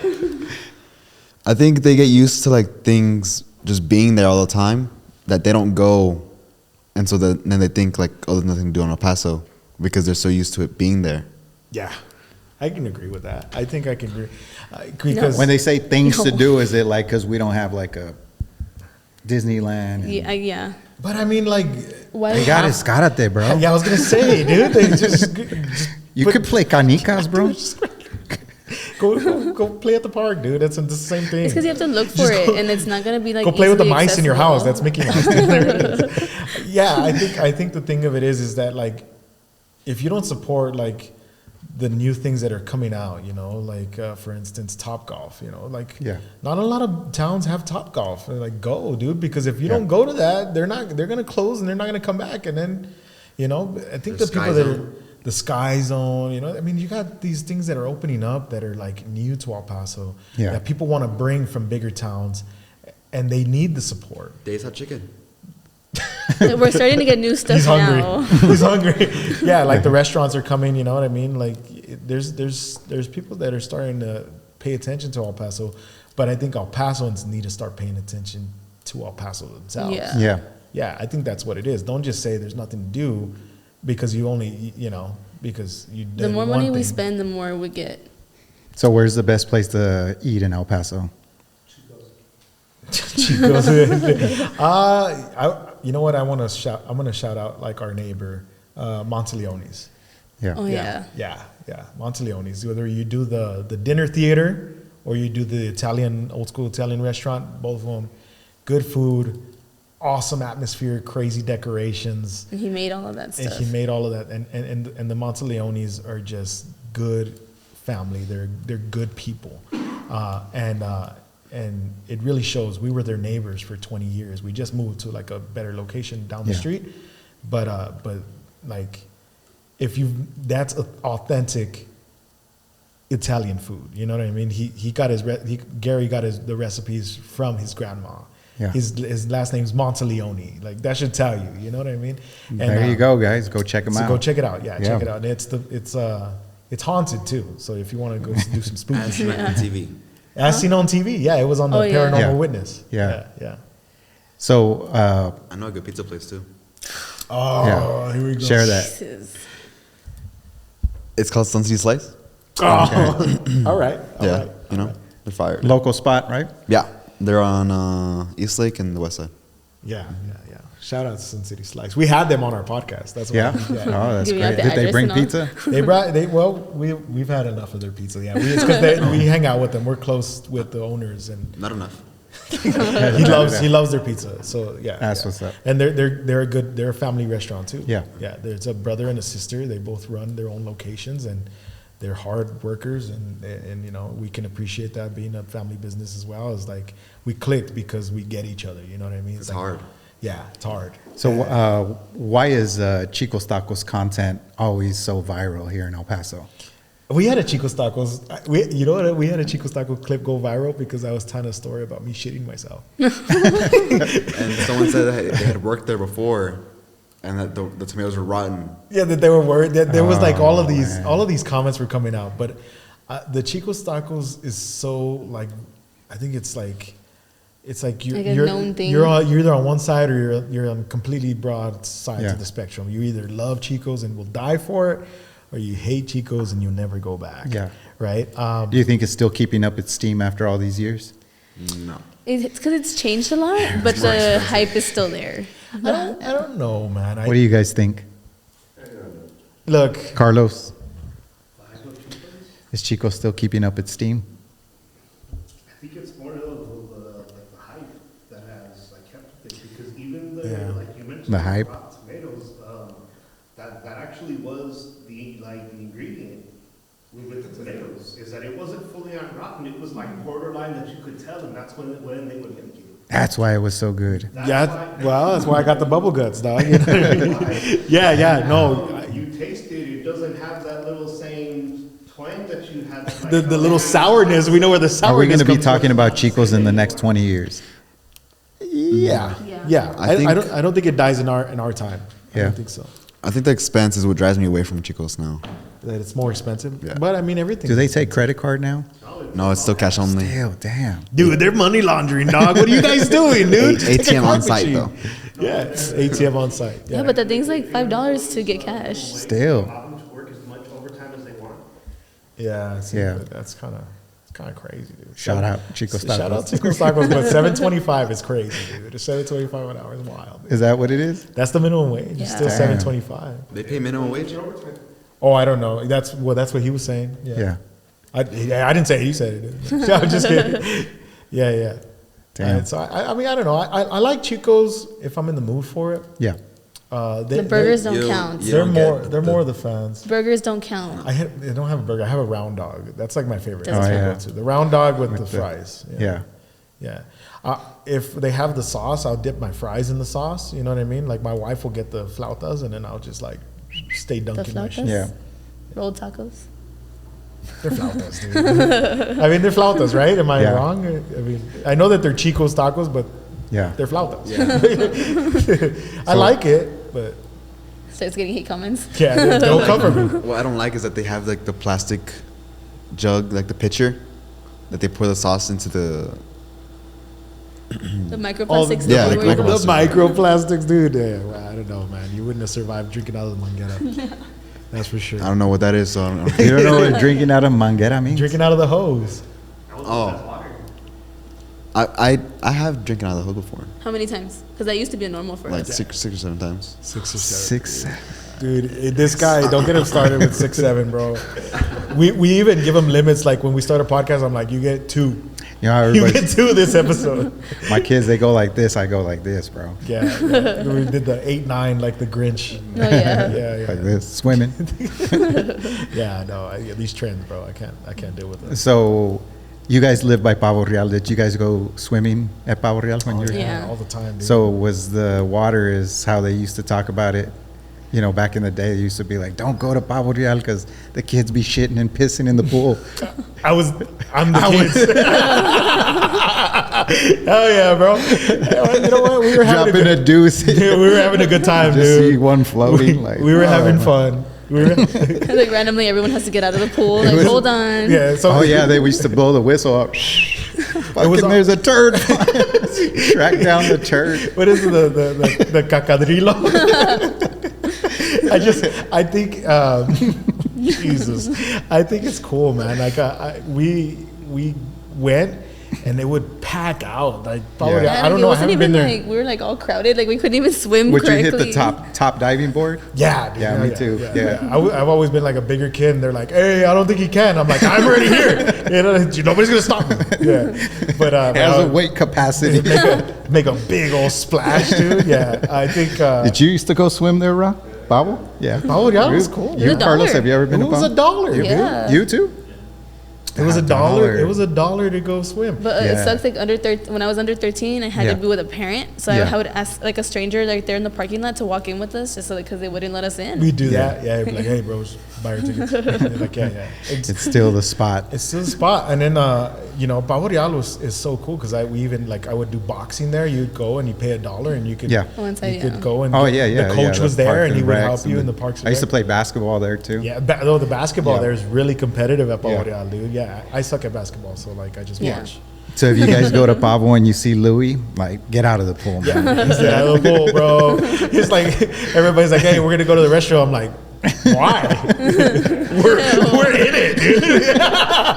I'm fucking around. No, you're I'm not. obviously kidding, dude. You're like, you're like get warmer. I have to get out to pee, and I'm like, oh yeah, me too. And I just stand at the urinal and don't do shit. You're the reason why they came up with that they came up with myth the purple fucking chlorine. Yeah. It's like a big. It looks like I'm just purple gas all around me, dude. No, I don't pee in the pool, dude. Yes, don't start with that shit. I don't want people to think that. Oh man, you're gonna have to clip it, bro. Do your little clip. You know what? We're gonna have so many people that are gonna come out and admit that they also pee in the pool. I'm sure. Or some people are gonna go and follow us just to tell us, dude, you're a disgusting piece of shit. I love Louie. He pisses in the pool. He's a real guy. Dude, I'm the realest, bro. I keep it real. Death in the Hoodie, that's what it's all about. So there you have it, guys. That sums up everything. Like, why go to the restaurant when you could pee in the pool? That's his tagline. Don't make that my tagline. I'm making it worse. Hey, what's the next topic, Raul? What do we got next, man? Yeah, I'll make sure that when we cut the banner or the clip for the YouTube, we'll put a diving board. You know that Cholo emblem where like the guy's peeing on the logo? Just put that guy at the top of the diving board. Man. Where did we go with this? That's in a hoodie for you. It's just like we just go off on a tangent. I have like a whole bunch of topics, and I'm like, we didn't get to shit today because we were just talking about peeing in pools for an hour. Okay. All right. So I want to segment over to some Concordia content because I want. You know, a lot of people don't know that your family has been gravediggers for so many generations, right? Is that correct? That's correct. Yeah. My grandpa started there, I think, in the 60s, I want to say. And then my dad started in the 70s, 77. And then when we were born, that's when we started as well. So my grandpa started just like as a worker. He was like a gravedigger, like that was working for another company. Yeah. We started in the Jewish section, digging the graves there. That's the more active cemetery. We still help with the graves there, and they're very much active. Concordia is kind of, if you don't have plots there, there's no longer available spots to buy, but if you have a deed, you get buried there. So we still have some funerals, but it's not as often as like the other active cemeteries. But yeah, man, I mean, we've been there for almost 50 years now as a family. Mm-hmm. Yeah, that's crazy. And what's like one of the most powerful stories you've learned in all your time that you've been? What do you mean the most powerful? Like something that really moved you. Just the story about the place. I think there's two reasons why you would love Concordia, right? One of them is because of the history. and there's the Paso pioneers. Is it like one of the oldest cemeteries in Texas? Yes, it's one of the oldest cemeteries in Texas. It's a historic cemetery. It's one of the historic cemeteries in the El Paso County, and it has a bunch of things that are like a bunch of pioneers that people don't even know that are buried there. And the reason how it came to be and all that stuff. So that's one memorable thing about the cemetery that like people can really love and enjoy. But the other one would probably be everybody's loved one is there, and it's in the heart of the town. Yeah. Right? It's literally 2 minutes from a downtown driving, right? So whenever we now are starting to post more historical content for Concordia, doing Stories from the Stones, which is like another project that I do for the nonprofit. Yeah. The comments are always filled with, my grandma's buried there, my uncle's buried there, oh my God, my dad's buried there, and so on and so forth. And oh, my great-great-grandfather was, one of the first people in El Paso, and they're buried there. And people want to be proud to be a part of that cemetery. So you're always getting new stories, even today? Yeah. Over 60,000 souls are there. And 60,000. 60,000. Wow. So you don't have to repeat the stories. People know the John Wesley Hart, and people know the John Salmon, but people don't know about the Olga Kohlberg that started the first kindergarten. People don't know about the Jake Ehrlich, the tallest man in the world at one point. They're buried there. People don't know about the Caples family that had the the Caples building downtown. They have a big mausoleum there. The Juana Azcárate, that actually Azcárate Park, Azcárate is it was their ranch at first, Concordia, and they started burying people there just because they needed a place to bury people, and then they slowly became the cemetery, right? But it was Rancho Concordia, and it was ran by Maria Juana de Azcárate and Hugh Stevenson. And so that's why you see like the Stevenson Street and all of that, because they made that, it was their ranch, and then they just slowly evolved into a cemetery. And then, 1856, I think, was like the year that they like kind of like established like this is the cemetery. Yeah. And then, but the burial records didn't really start till like 1873.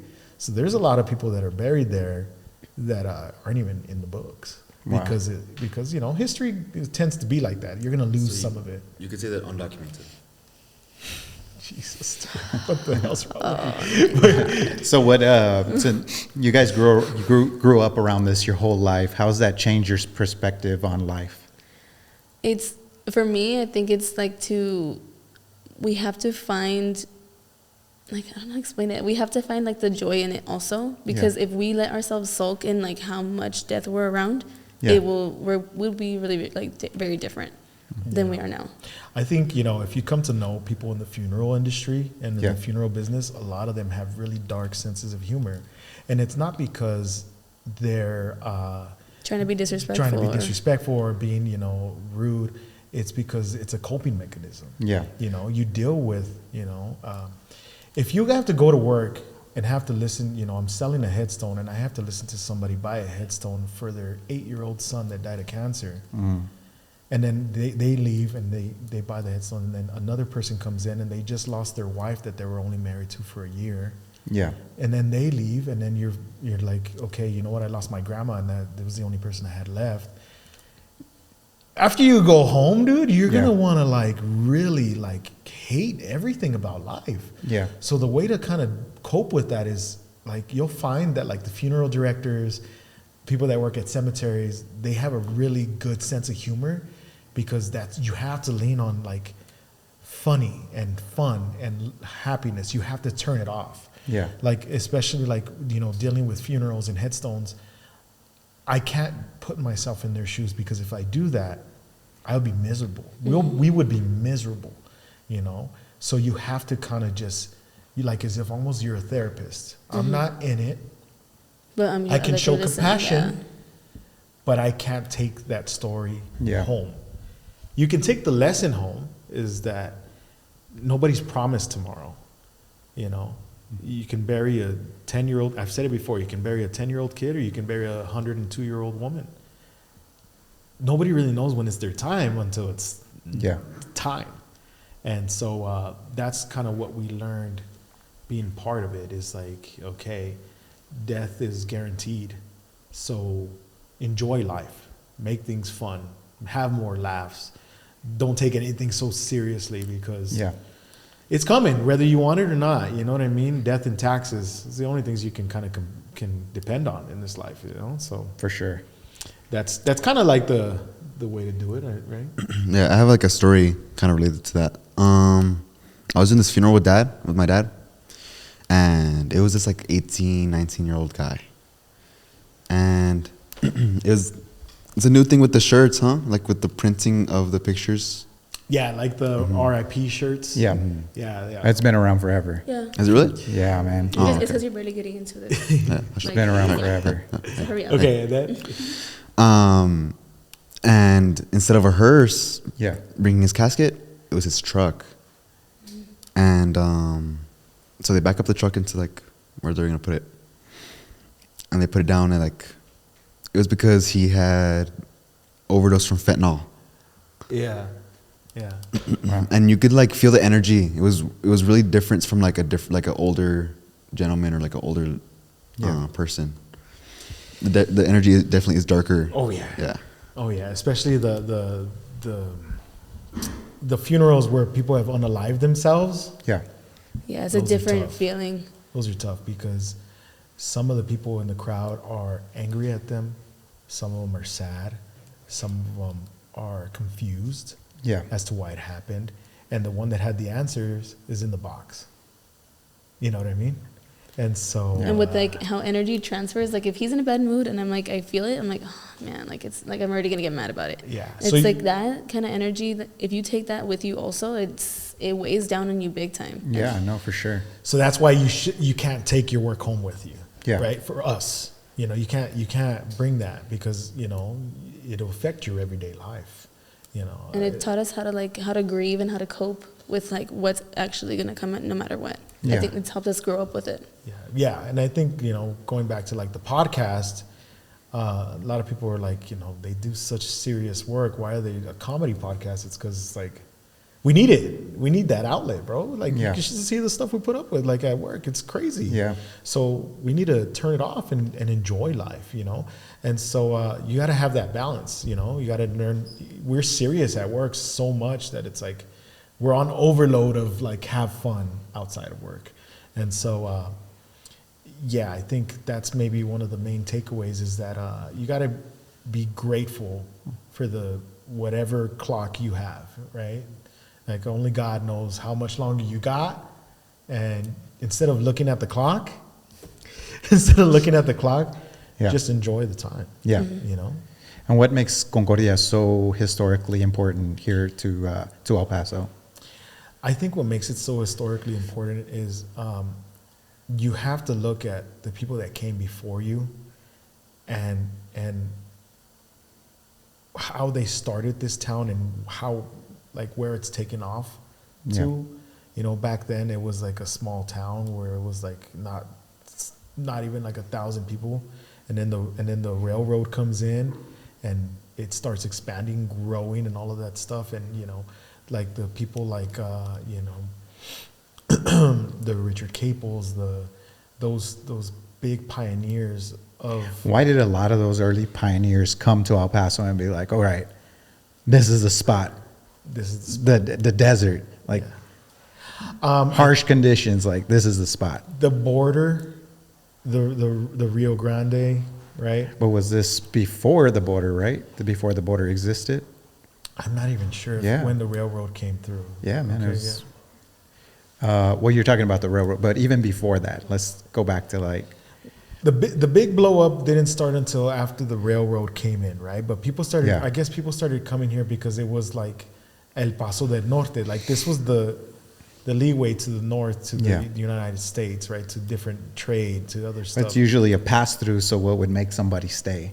I think because it's like a peaceful, like, at least maybe then, I don't know. It's peaceful and it's quiet and it's like in the in-between. So like they're like, oh, I can always go this way. I can always do this way. Or like whatever. And you I can speak remember, both like- languages here. I feel like Yeah. more. But I remember, like, going back to history-wise, I remember some people would get sent here because of the dry climate, because of, like, certain illnesses. Like a and punishment?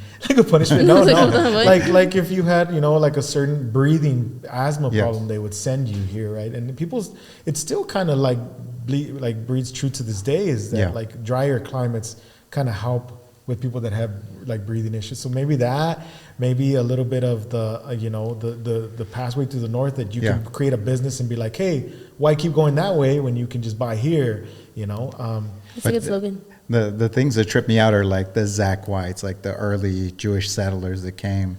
Like you come from so far, and like that's where I'm gonna go. Yeah, Adolf Krakauer. Yeah. He was one of the Jewish pioneers that came here, found out how good it was. He came here from Germany, I believe. Yeah. Traveled, went through San Antonio, came here, and wrote back to his family, "Hey, you got to come here." And they started writing back, and people were like, "This is a good community. This is a place that you can breed a business." And so he started his business, and then the Schwartz family. You think that's what it was? They were like the early settlers were coming here because they saw people, but there was need for business and need for structure, so that there was an opportunity financially for them to grow something. Yes, opportunity. Opportunity, and also halfway opportunity, and then also halfway the Old West. Right, like it was kind of a little bit lawless. You have the John Wesley Hardins that are just like running through the saloons, shooting up. And then you have like Old Mesa Street that used to be called Utah Street, where there was brothels and John Wesley was shooting up. Like shooting up. Oh, Yeah. It's because it's different to their You were generation shooting up than to Louis. like substances. No, dude, come on. But Was he living here, John Wesley Harding? Was he living here in El Paso, or was he just passing through? he came to town so he did a prison time. He got a pardon. He killed over 40 people. He got a pardon. I don't know why, but they gave him a pardon. He comes to town. He got his law degree in prison, and then comes to town to defend one of his cousins. did he meet his wife here? No. So he had a wife back in Nixon, Texas. He comes here to meet his cousin to defend his cousin in court as a lawyer. He only spends a total of 4 months here, right? He has a little bit of a love triangle going on with Beulah Morose, right? Martin Morose, and then there was an issue that they were being held at the border, and then Beulah shoots off her gun at one of the saloons. One of the constables, John Selman Jr., stops Beulah, gives her a fine of $50, which was like fucking $10,000 now, right? Yeah. Let's just say. And John Wesley Hardin hears about it and tells John Selman Jr., "I'm going to meet you at noon, and I'm going to meet you smoking because I'm unarmed," right? So then John Selman Sr. finds out, goes into I don't know which one it's a saloon. He's playing poker. John Wesley Hardin is playing poker and shoots him in the back of the head. So it wasn't even an honorable shootout, like an honorable duel. He shot him in the back of the head and put 2 more into his body. And Did he know who he was? John Selman Sr. was doing it to protect his son, John Selman Jr. So that's why John Wesley Hardin got killed here. But did he know that he had a history and a past? Yeah. John Wesley Hardin, his history, he went with him. People knew about John Wesley Hardin all through Texas because of, the wild antics that he was getting into back then, and how good he was with the pistol. He would do card tricks, and he would shoot a card they would set up a playing card, and he'd shoot it with his pistol. And people knew he was good with a gun. So obviously it's not somebody that you want to have a shootout with. So that's why he. So he was here for a female, and then he got killed. He was here to defend a lawyer, got tangled up with a female. Oh. The female got him killed. Oh Yeah. man, yeah. Oh, it's always our fault. It's always the women, bro. Always, It's man. always the women. But yeah. It's a little bit of history for you. How has Concordia changed from the first time that your family, like when you guys first, your earliest memories to what it is now? I want to say it hasn't changed much, but because it's been around for 170 years, Damn. things don't change. Yeah, we that- can't do much to change it Yeah, anymore. things don't change that radically. Some things Yeah. are protected, no, by the state because it's like a historical. The place. county, Yeah. Yeah. the county protects us. So when my dad was young, it was the 80s, and it was kind of like people would go there to drink, people would go there to party and do like bad stuff, you know. And then Concordia Heritage Association kind of started their nonprofit to raise money to get security, have somebody lock the gates, you know, clean up the weeds that grow from the monsoon season, all of that stuff. So in 1990, Concordia Heritage Association starts up. My dad works with them, but never really becomes an honorary lifetime member because Leon Metz made him an honorary lifetime member, which after he did that, my dad was like, hey, go get involved with them. Yeah. So me and my mom started getting involved, going to the meetings, learning how we can improve, and, you know, through helping with like the community service members that are doing community service hours, we help by raising funds to, you know, get Upkeep. more upkeep. Obviously, they run the weed eaters, but you have to pay for the gas to fuel the weed eaters. You have Yeah. to Buy the weed eaters. buy the weed eaters, repair them, And the all that flood stuff. with the headstones, like the collapsing. headstone sinking when it floods and stuff like that. We come up with game plans. How often does that happen? Because when I went, I told you my grandfather was over, and you were like, yeah, that's the poor section, you know, or a section where more people that were not financially as Less fortunate. stable. Yes, Yeah. yeah. And I had noticed that when I went over there and I found the coordinates that a lot of the graves looked like they were.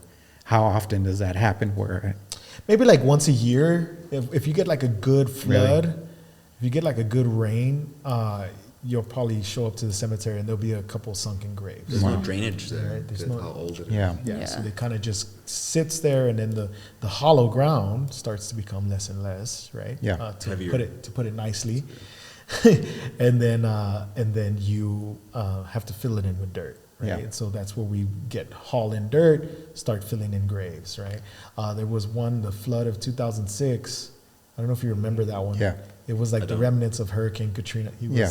he You weren't was- born He yet. was negative 4 years old, but that flood, we were filling in graves like crazy, and I was 13 Wow. when we were doing that, and it was like the summer, and I was like, man, I was so mad that it rained that Oh, it was much. humid too, huh? It was humid, Yeah. and and it was still raining, so like the wheelbarrow was heavier, and so that one. and we still have to move the headstones out of the way first. Yeah, and because then- some of them, like, it sank so much that the headstone falls in and leans over and falls. So we have to lift it up. And yeah, it became a lot of, like, community work. And there at night. yeah, there at night. And, So what's one myth or misconception that people have about Concordia? that there's evil spirits there, right? I think there's just like the real realm, like the realm we live in, there's good and bad people here too, right? Yeah. That doesn't necessarily mean that the good outshine the bad. Yeah. I want to say that there's more people. You'll see, I'll put it this way. 80% of the graves have headstones. So they left with people loving them enough to buy them a headstone, Yeah. which means that they were probably a good person to one or another. So yes, okay, you're going to have some bad spirits, but everybody's like, oh my God, it's evil there. It's Because like, it's known for like what they leave, like they'll leave like the little dolls and stuff Yeah. there, but it's Yeah. not like for the Yeah. good of the people. it's not for bad. It's not for evil. It's not Yeah, like it's You not mean really people nice. that would go and like witchcraft. Purposely leave loot like and witchcraft stuff like there, that? yeah. Yeah, Wow. they do like the witchcraft and stuff. And they'll leave it there on somebody's grave, and like we just move. We have to just throw it away. Yeah. Like we Yeah. can't do much for Yeah. that. And I think now that we have like, security there more often, it rarely happens.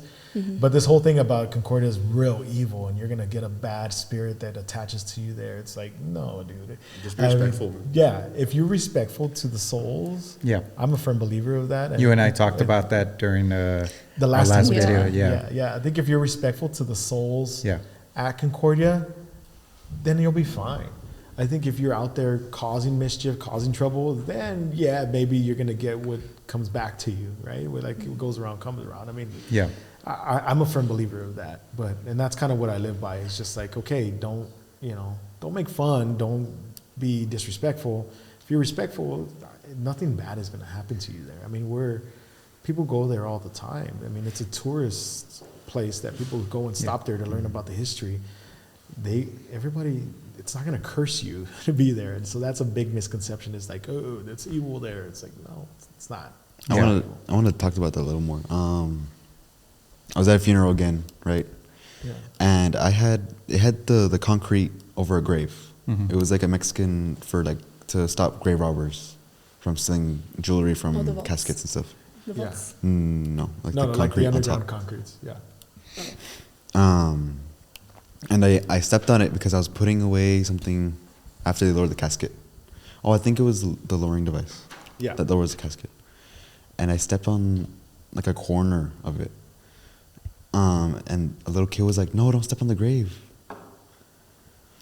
Yeah. Why do I know that people say that a lot, right? And I think it doesn't matter unless like you're jumping on it and you're intentionally like trying to Disrespect. disrespect the person that's buried there. Yeah. Yeah, I've heard that a lot. Like, don't step on the grave, go around, walk around. It's too difficult. It's too difficult to like Navigate. avoid every single person. Yeah. It kind of goes back to what like Concordia is remember the history didn't get recorded until like 1873, but it's been a cemetery since 1856. Yeah. There's going to be graves everywhere, even Yeah. on the roadways. I mean, who's to say? Under the freeway, yeah. Under the freeway. I Yeah. mean, they found graves when they did that, right? When they did the expansion when they did I-10 through there, they had to transplant graves. I mean, there's people. They found some under L&J too. Not under L&J, but near L&J when they were like expanding the parking lot. Like, Yeah. you just find things like that. You know what I mean? Yeah. And so for people to be like, hey, don't step on the graves, it's like, okay, dude, you're on the road, but you don't know if there's a grave there. And as long as you're not doing it with any malintention, like you said, Yeah. you'll be fine, right? And a Concordia tip that we actually said on our podcast, if you don't want to walk on graves, walk right behind the headstones. Because You have about like a foot and a half. between the next grave and the Yeah. headstone. So if you walk right behind the row of headstones, you're not walking on anybody's grave. And then if you need to, cut across, then just kind of walk between the headstones, because it's kind of Yeah. like a guesstimate that there won't be a grave there either, right? But you can't know for sure. Yeah. I mean, it's so old that you can't know for sure. I mean, they weren't aligning everything precisely with, with like the type of technology we have now. What are some of the other traditions that people have? Like one is like I've known people say don't step on the grave. What are some of the other? There's a lot of cool ones. So Concordia. Here's a fun fact. Concordia is actually about five different sections in one cemetery, right? So Yeah. you have the Jewish, Yeah. right? You have the Catholics, you have the Protestants, you have the Masons, and you have the Chinese. They're all different cultures, but it's all Concordia. Now Yeah. the Jewish are privately owned, and the Masons are private. The Masonic cemetery is privately owned. Before there was like a African American section. Yeah, there's a black section, and it was one of the only black sections in. like, Wasn't that Texas. area where the cemetery is around that area? Wasn't there a Black Wall Street as well? Have you guys heard of this? Yes, it was a thriving black community. Yeah, there was back like in the 100 days. businesses that Oh, were all really? black owned Yes. in that area. And a lot of them are buried there. And Yeah, I and can even to imagine. this day, if people have plots like we did a African American burial last year. Yeah. There was a woman that had her deed still, and she got buried there. And but the different cultures have different burial.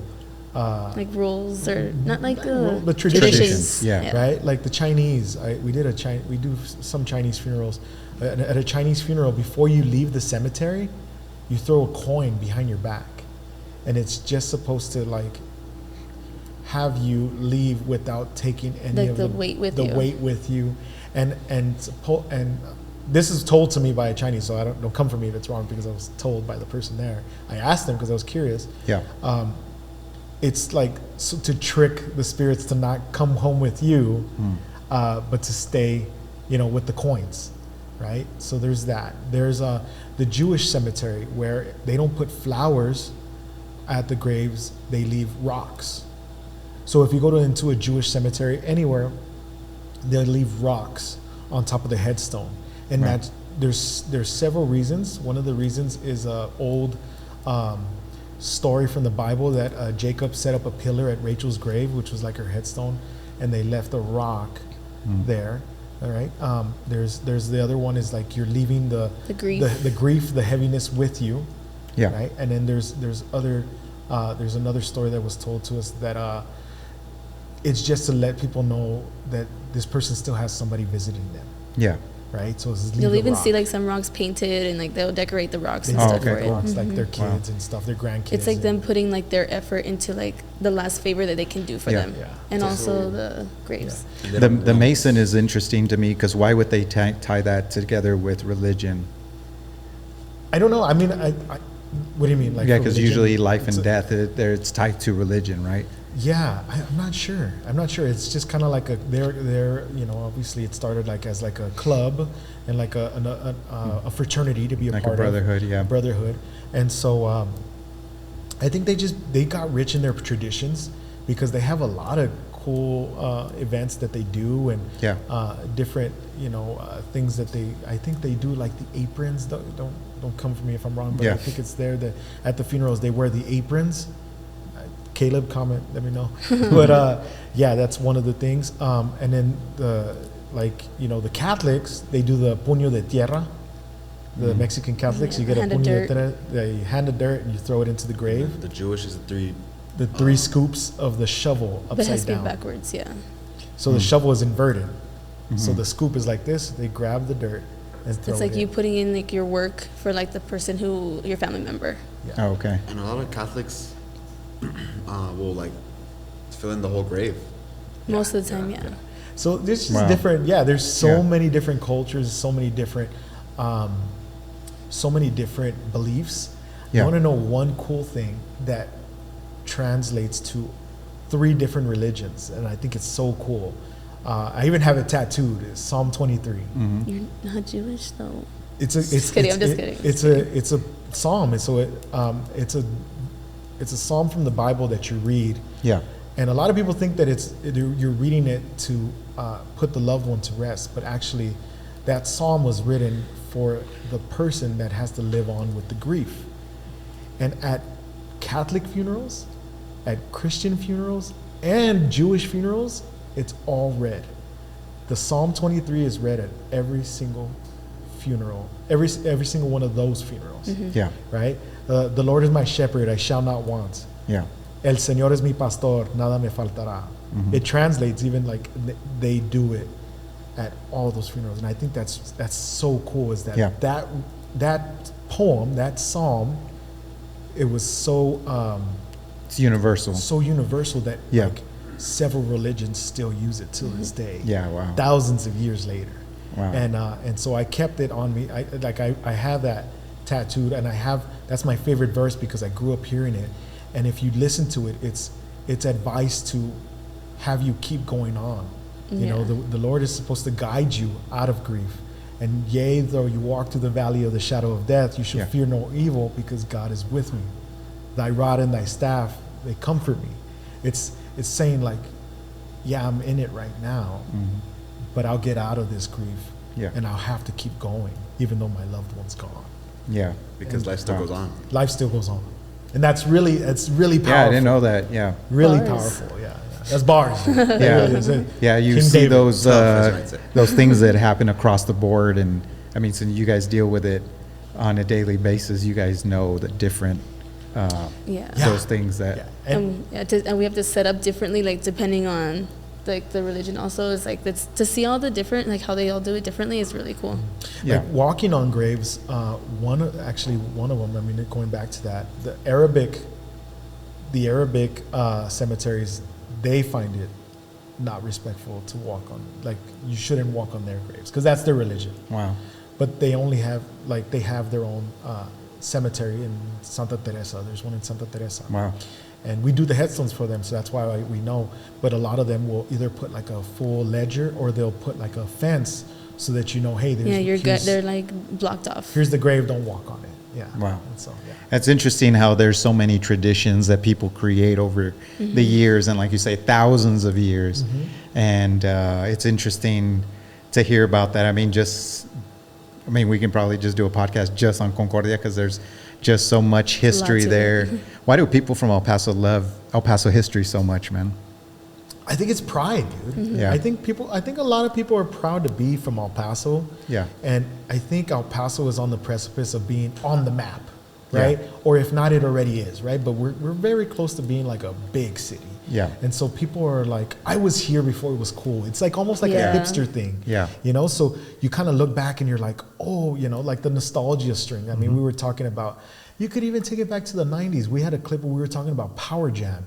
And people loved it, dude. It went like 80,000 So were you at views. Power Jam, bro? I wasn't at Power. I was too young. I was like maybe 11, 12 years old when Power That's Jam funny. was happening.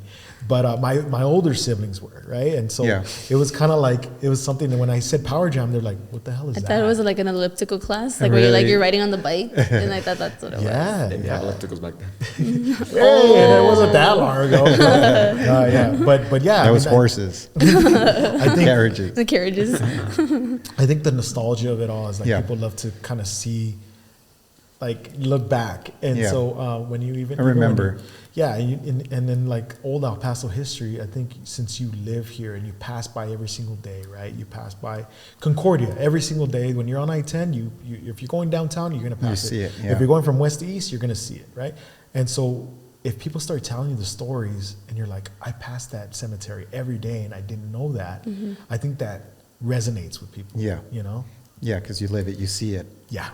Yeah. So you were talking about old El Paso stuff. Like, what's one of your favorite? Or let me ask you this question: do you have any memories of going to maybe like Western Playland when it was still at Escarate? It Yeah. was? What? Yeah, dude. Yeah. I didn't know that. It's still some Ascarate? buildings. Yeah. Western Playland was at Ascarate Park. Yeah. You never, What? you know I where didn't the know lake that. is? Yeah. The park was there before. It was actually a really cool place to go back in Wow, the day. that's cool. It was actually better than where it is now. I Yeah. think. Oh, yeah. I Because heard there was There's no shade. trees, Yeah, yeah. there was shade, and there was like grass, and there was like, It was like a whole experience because you Yeah. would go into, you drive up into that little area where you have to check in, and then you Yeah. drive. And as you're driving, you're seeing like the cables on the right hand side where people would be on the cable. It's like going to Yeah. Six Flags or something like and that. then yeah. like off in the distance you would hear Yeah, people exactly. going down the bandito. yeah, dude. That's Yeah, like, that was the it's first thing you used to walk in, and it was the El Bandito. That's Yeah. what you would hear. You would hear people going down the roller coaster. I think that's one of the things that, I miss. Yeah. Those are one of the childhood things. It's like, oh man, now it's crazy. I think one of the other like experiences was Roller King. Yeah, Do you remember Roller King? yeah, I remember Roller King. I was a kid, but I never learned how to roller skate. But So have you guys been to Roller King? No. You never been to Roller King? No, I'm too scared to roller skate. Really? Yeah. But Is it back? no, They I have a mean different back one. in the day. No, they never went. They weren't old Yeah. enough. Yeah, they weren't. So there was like you would go to roller skate, but there would be like a line outside just to get What? into Roller King, and then you went in, and it was huge. It was big. So Yeah. Then they didn't just have roller skating. Like they had like arcade, they had Yeah. food, they had, and it was just like a place you hang out with your friends.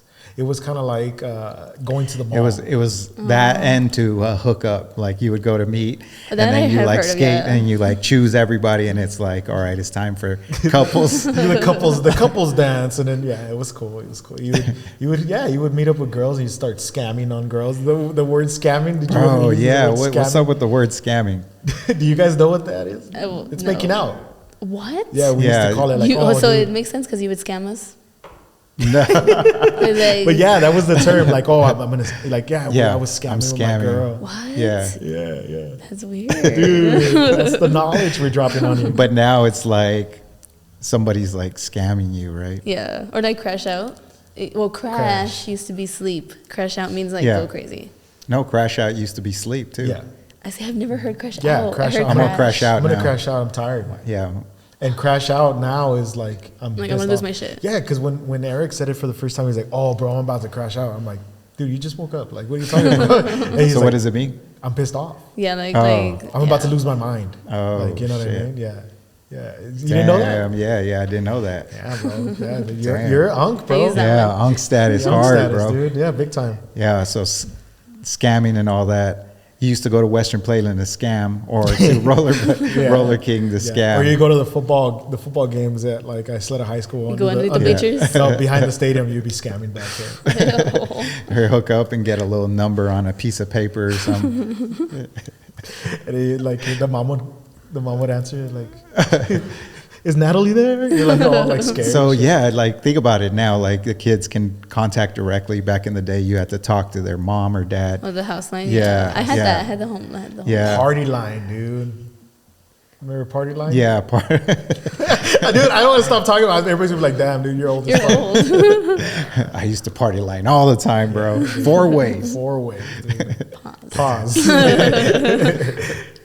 That's funny, man. There's so many of those El Paso, and I'm sure we're going to use a bunch of these little clips that people remember. What's another one? I know you talked about the I. You know, people say the word no manches. You No know, manches. like these are other like El Pasoisms. An El Pasoism that was kind of big is poking ass. Yeah, Oh yeah. That's take an El forever. Paso thing. yeah. You're You're poking, poking ass. ass. Yeah, you're taking a long time. Have you ever heard that? Yeah. Yeah, I think that kind of still. I hear it every once in a while. Or way. Everybody called no way. No Oh way. yeah. Yeah, but if you say it somewhere else, like that's super disrespectful. Yeah. Like you're not Way? supposed to call. Yeah, way like in another like. Is it I guess disrespectful or something? in another culture because like if you No mames way. way is because I think isn't way like a castrated bull. Is it? It's Yeah, like a I bull think- without balls. Can somebody look that up? Yes, I think it is. I think Eric, you're look right. that shit up. No, I'm kidding. Okay, my but phone's on yeah, the floor. I think so. I think Yeah. that's what it is. But I just know that it's disrespectful. Yeah. Yeah. So now, like in school, what are like the groups? So you have the Eggers, you have Band kids, you know, That's Eric, bro. Shout out. get them out. You're a band kid, dude. I'm a kid in band, all right? Oh, Get It Right. Difference. And I'm sorry. There's Edgar's. There's like Like what The are the jocks. clicks? You used to have like Jocks, the yeah. jocks? no, you don't have like ravers. no. Ravers. It's all Rebel like, kids. The rebels. It's all rap. Rappers? No, not like people listen to rap all the time. Oh, okay. It's not. But you don't But have what people would that they are trying call to be them? rappers? What? The hip hop kids, no? The hip hop kids? No. What would you call them? Edgar's. It's like my friend group. Like all of them. They're not very diverse with that stuff anymore. Yeah, why? That's just the name that stuck, right? Yeah, Edgar's. yeah, they don't really have like. It's weird. I feel like 21 Jump Street. Remember when they went to the school, and the buff guy was the popular kid when they were in school, but then when they went back, the nerdy kid was like the cool kid. Yeah. And like he was wearing his backpack wrong. Like everything's kind of like ass backwards. I feel now, but yeah, because Eric's like I feel like. He plays sports, but he's also in band. But He's also a nerd. He's also not really a nerd because his grades aren't like that great. You know what I mean? But they're good enough. All right. But yeah, It's not really clicky anymore. I think you kind of just mesh with who you mesh with. No? Yeah. Okay. Well, I guess that's Yeah. good because cliques were kind of a bad thing. Because So there's not gangs anymore? I wouldn't say all that. There Party definitely is- crews? Was there a party cruise when you went to school? Yeah? Party cruise? Like, when I got there as a freshman, the seniors ended it, and everyone just became nerds. But no gangs. That's it. No. I'm sure Raul were in 2-7. You were in Yeah. 2-7, huh? I was in 2-7 too. 2-7? No, back when I went to school, it was Kennedy's. The Kennedy kids. Yeah. Okay. Because of projects right there. Yeah, There I live right by the definitely is Kennedys. people that are affiliated, but they don't Yeah. make it very obvious. So gangs have been dismantled, huh? They're kind of like died I think it's down. more kept hush hush, like he says. It's not well known. So you don't go on Instagram and flex? Those are The more idiots like the do. posers I think now because, The ones that want to get caught. well, like, what was it, the house that you were doing that music video at, that mansion on the west side, where you showed up and there was freaking guns and drugs all over the floor? Oh, yeah. I think That- it's like they kind of learned. That's a gang or what? Like, trying to overflex. Yeah, I I don't know. Yeah. I think I'm just kind of glad that maybe there's not gangs, but Yeah. but also these kids don't really need to be in gangs to take like You know, but Yeah, things no to matter school. what, they're bringing everything Yeah. to school. I feel like they show up to parties and they don't fight anymore. I think they Yeah, go they and ruin they go it. to the trunk for a YouTube way to say it. Like, Really? they keep Yeah. that thing on them all the time. So that Like house kind of parties are not the same. Is it? We can't Yeah. go out and about anymore because this generation ruined it big time. yeah. look at did the ravers become, because the ravers were a lot of like the Mexican. The ravers, the ravers are now like married with kids. I was dude. I was a part of raver. that, Yeah, yeah. the I was a little part of that fucking- one. But didn't that group now become more of like the Hispanic kids that are into like that have become the cheros? Yeah, maybe. I don't know. I think EDM is kind of like still in, but you don't really. Talk about It's it. not your personality. So like all these EDM concerts that are going down, it's like the older people now, like in their Kind of. 30s. Yeah. Kind of, yeah, I Because we guess. have like the It's more like a trap EDM or something now, no? Yeah, there's Yeah. dubstep. There's Yeah. Because we Yeah. have like his generation going, and they ruin like the festival because they don't know the rules of Like the plur. Yeah. you know plur. Oh, no, what is Peace, love, unity, and that? Oh, respect. shit. Yeah. Dude, come on. Like, I was- I'm not gonna do it, bro. I was playing some house song, and like one of my friends was like, "Ew, what is this? Like, this is what you listen to?" Because they listen to like Hip hop. rap music, hip hop, Oh, is it hip and I'm hop? like, "Yeah." I think when I was in school, we had like a more open mind of whatever was like we Trending, liked. yeah. Whatever was like playing at the party or playing on the radio or Yeah. playing at the club, like that was like, okay, I like that song. Yeah, I had more of an open mind, like especially with music. Like I'm a big time music lover, so I can listen to like new metal that's like the dad rock, you know, and I can listen to hip hop. I can listen to like house music. I can listen to dubstep. I can listen to country, just whatever. I think as long as it sounds good, like that's what's good. But like I guess the kids now, they want to like just to fit a certain like style, right? I mean, everybody kind of, you know, for the long, I kind of learned this from him that like a lot of the younger kids were more on Drake's side than on Kendrick's side. Really? Like, yeah, his group were more like the ones that were still backing Drake, and I'm like, Those weren't the nerds. and I'm like, yeah, dude, you're his demographic. He likes kids. You know what I mean? Just kidding, Drake allegedly. But Alleged. but yeah, Yeah. like me, I was like, yeah, Kendrick has better rhymes. He has better, you know, songs are better. He's got more of the street cred with like being produced by Dre and like. And he won, right? He won that like the whole. He dissed him at the Super Yeah. Bowl, dude. Like, there's no coming back from that beef. You lost. Yeah, Yeah. like Drake lost. And I think it's the difference in the instruments that are in the songs for like hip hop versus like EDM. Because hip hop is more like drums, guitar, bass, and then vocals. But EDM is like all of that mixed together to make one, Like to make synthesizer. sounds and with computers. But you know something kind of crazy? I mean, if you want to get a little nerdy about it, like one of the biggest EDM producers, Diplo, he produces a lot of hip hop.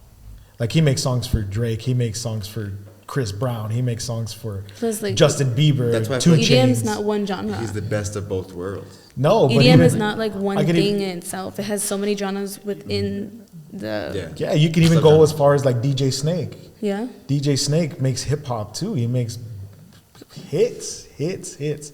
And then, but he's also DJ Snake for EDM, you know? RL Grime. And T-Pain now he's doing both. T-Pain is also a dubstep guy, and he's doing hip hop.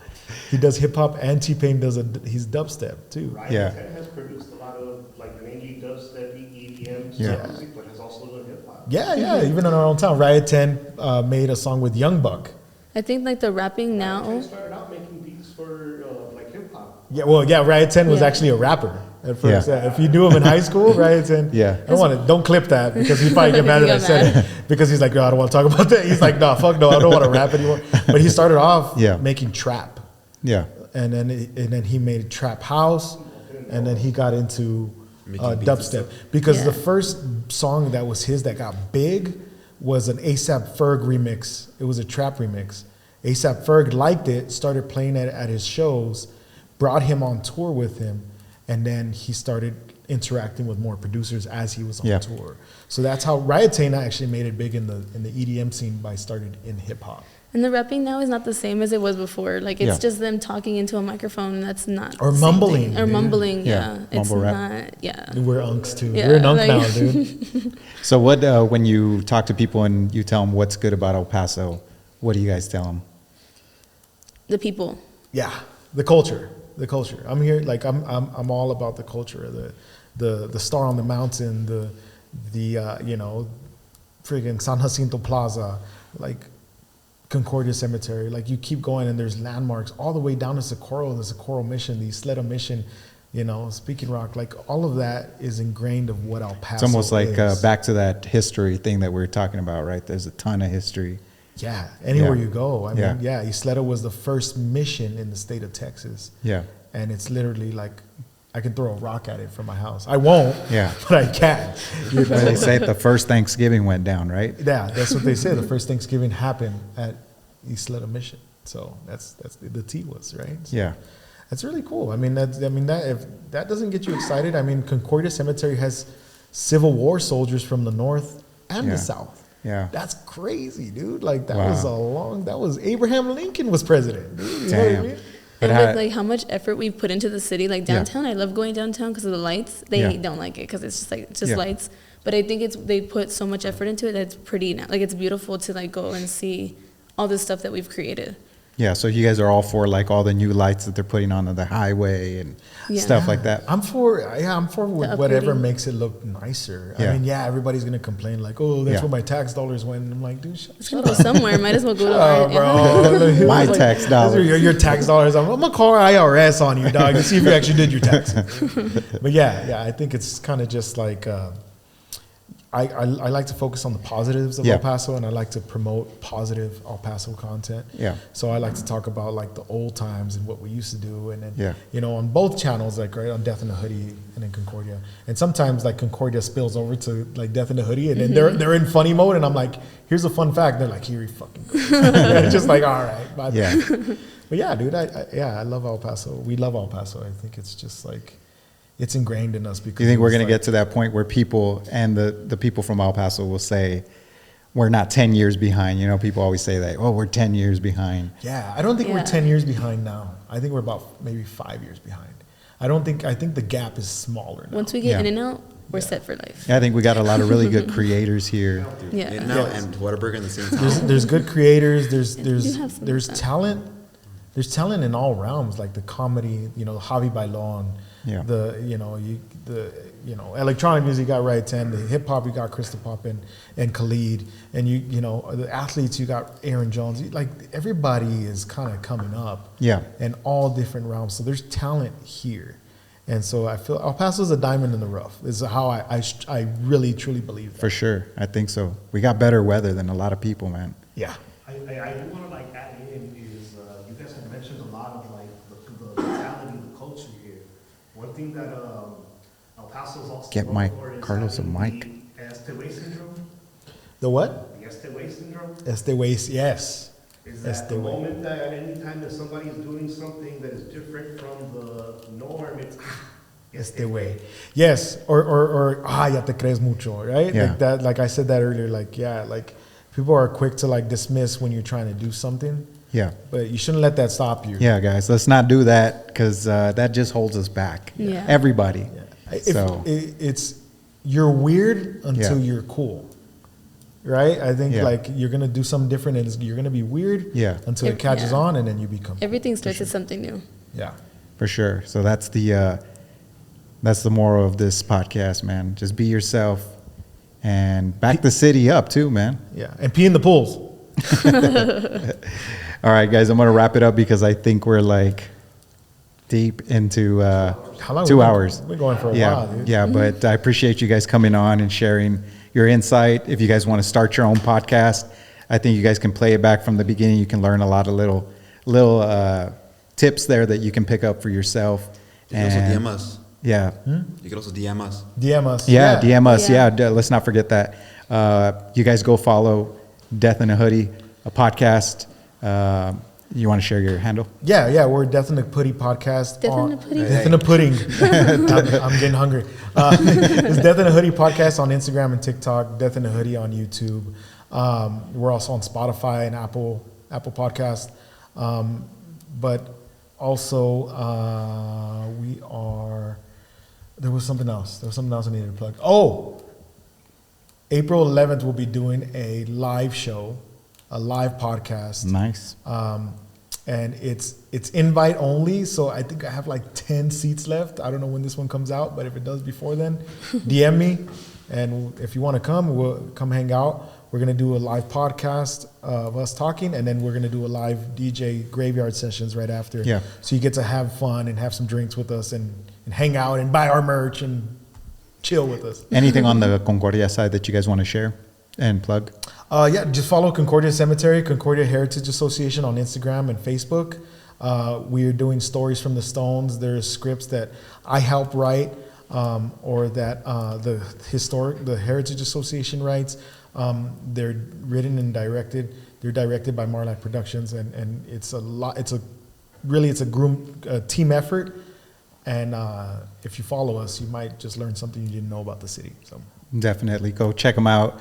And thank you guys for all coming on. We did some last minute adjustments. That's why you guys see the mic here, because we got the whole crew in. But I appreciate you guys coming. Thank you guys. We appreciate you having us Yeah, on. thanks guys. So we'll see you guys on the next one. And don't go to Pavo if this guy's there, right? We'll see you guys on the next one. Yeah.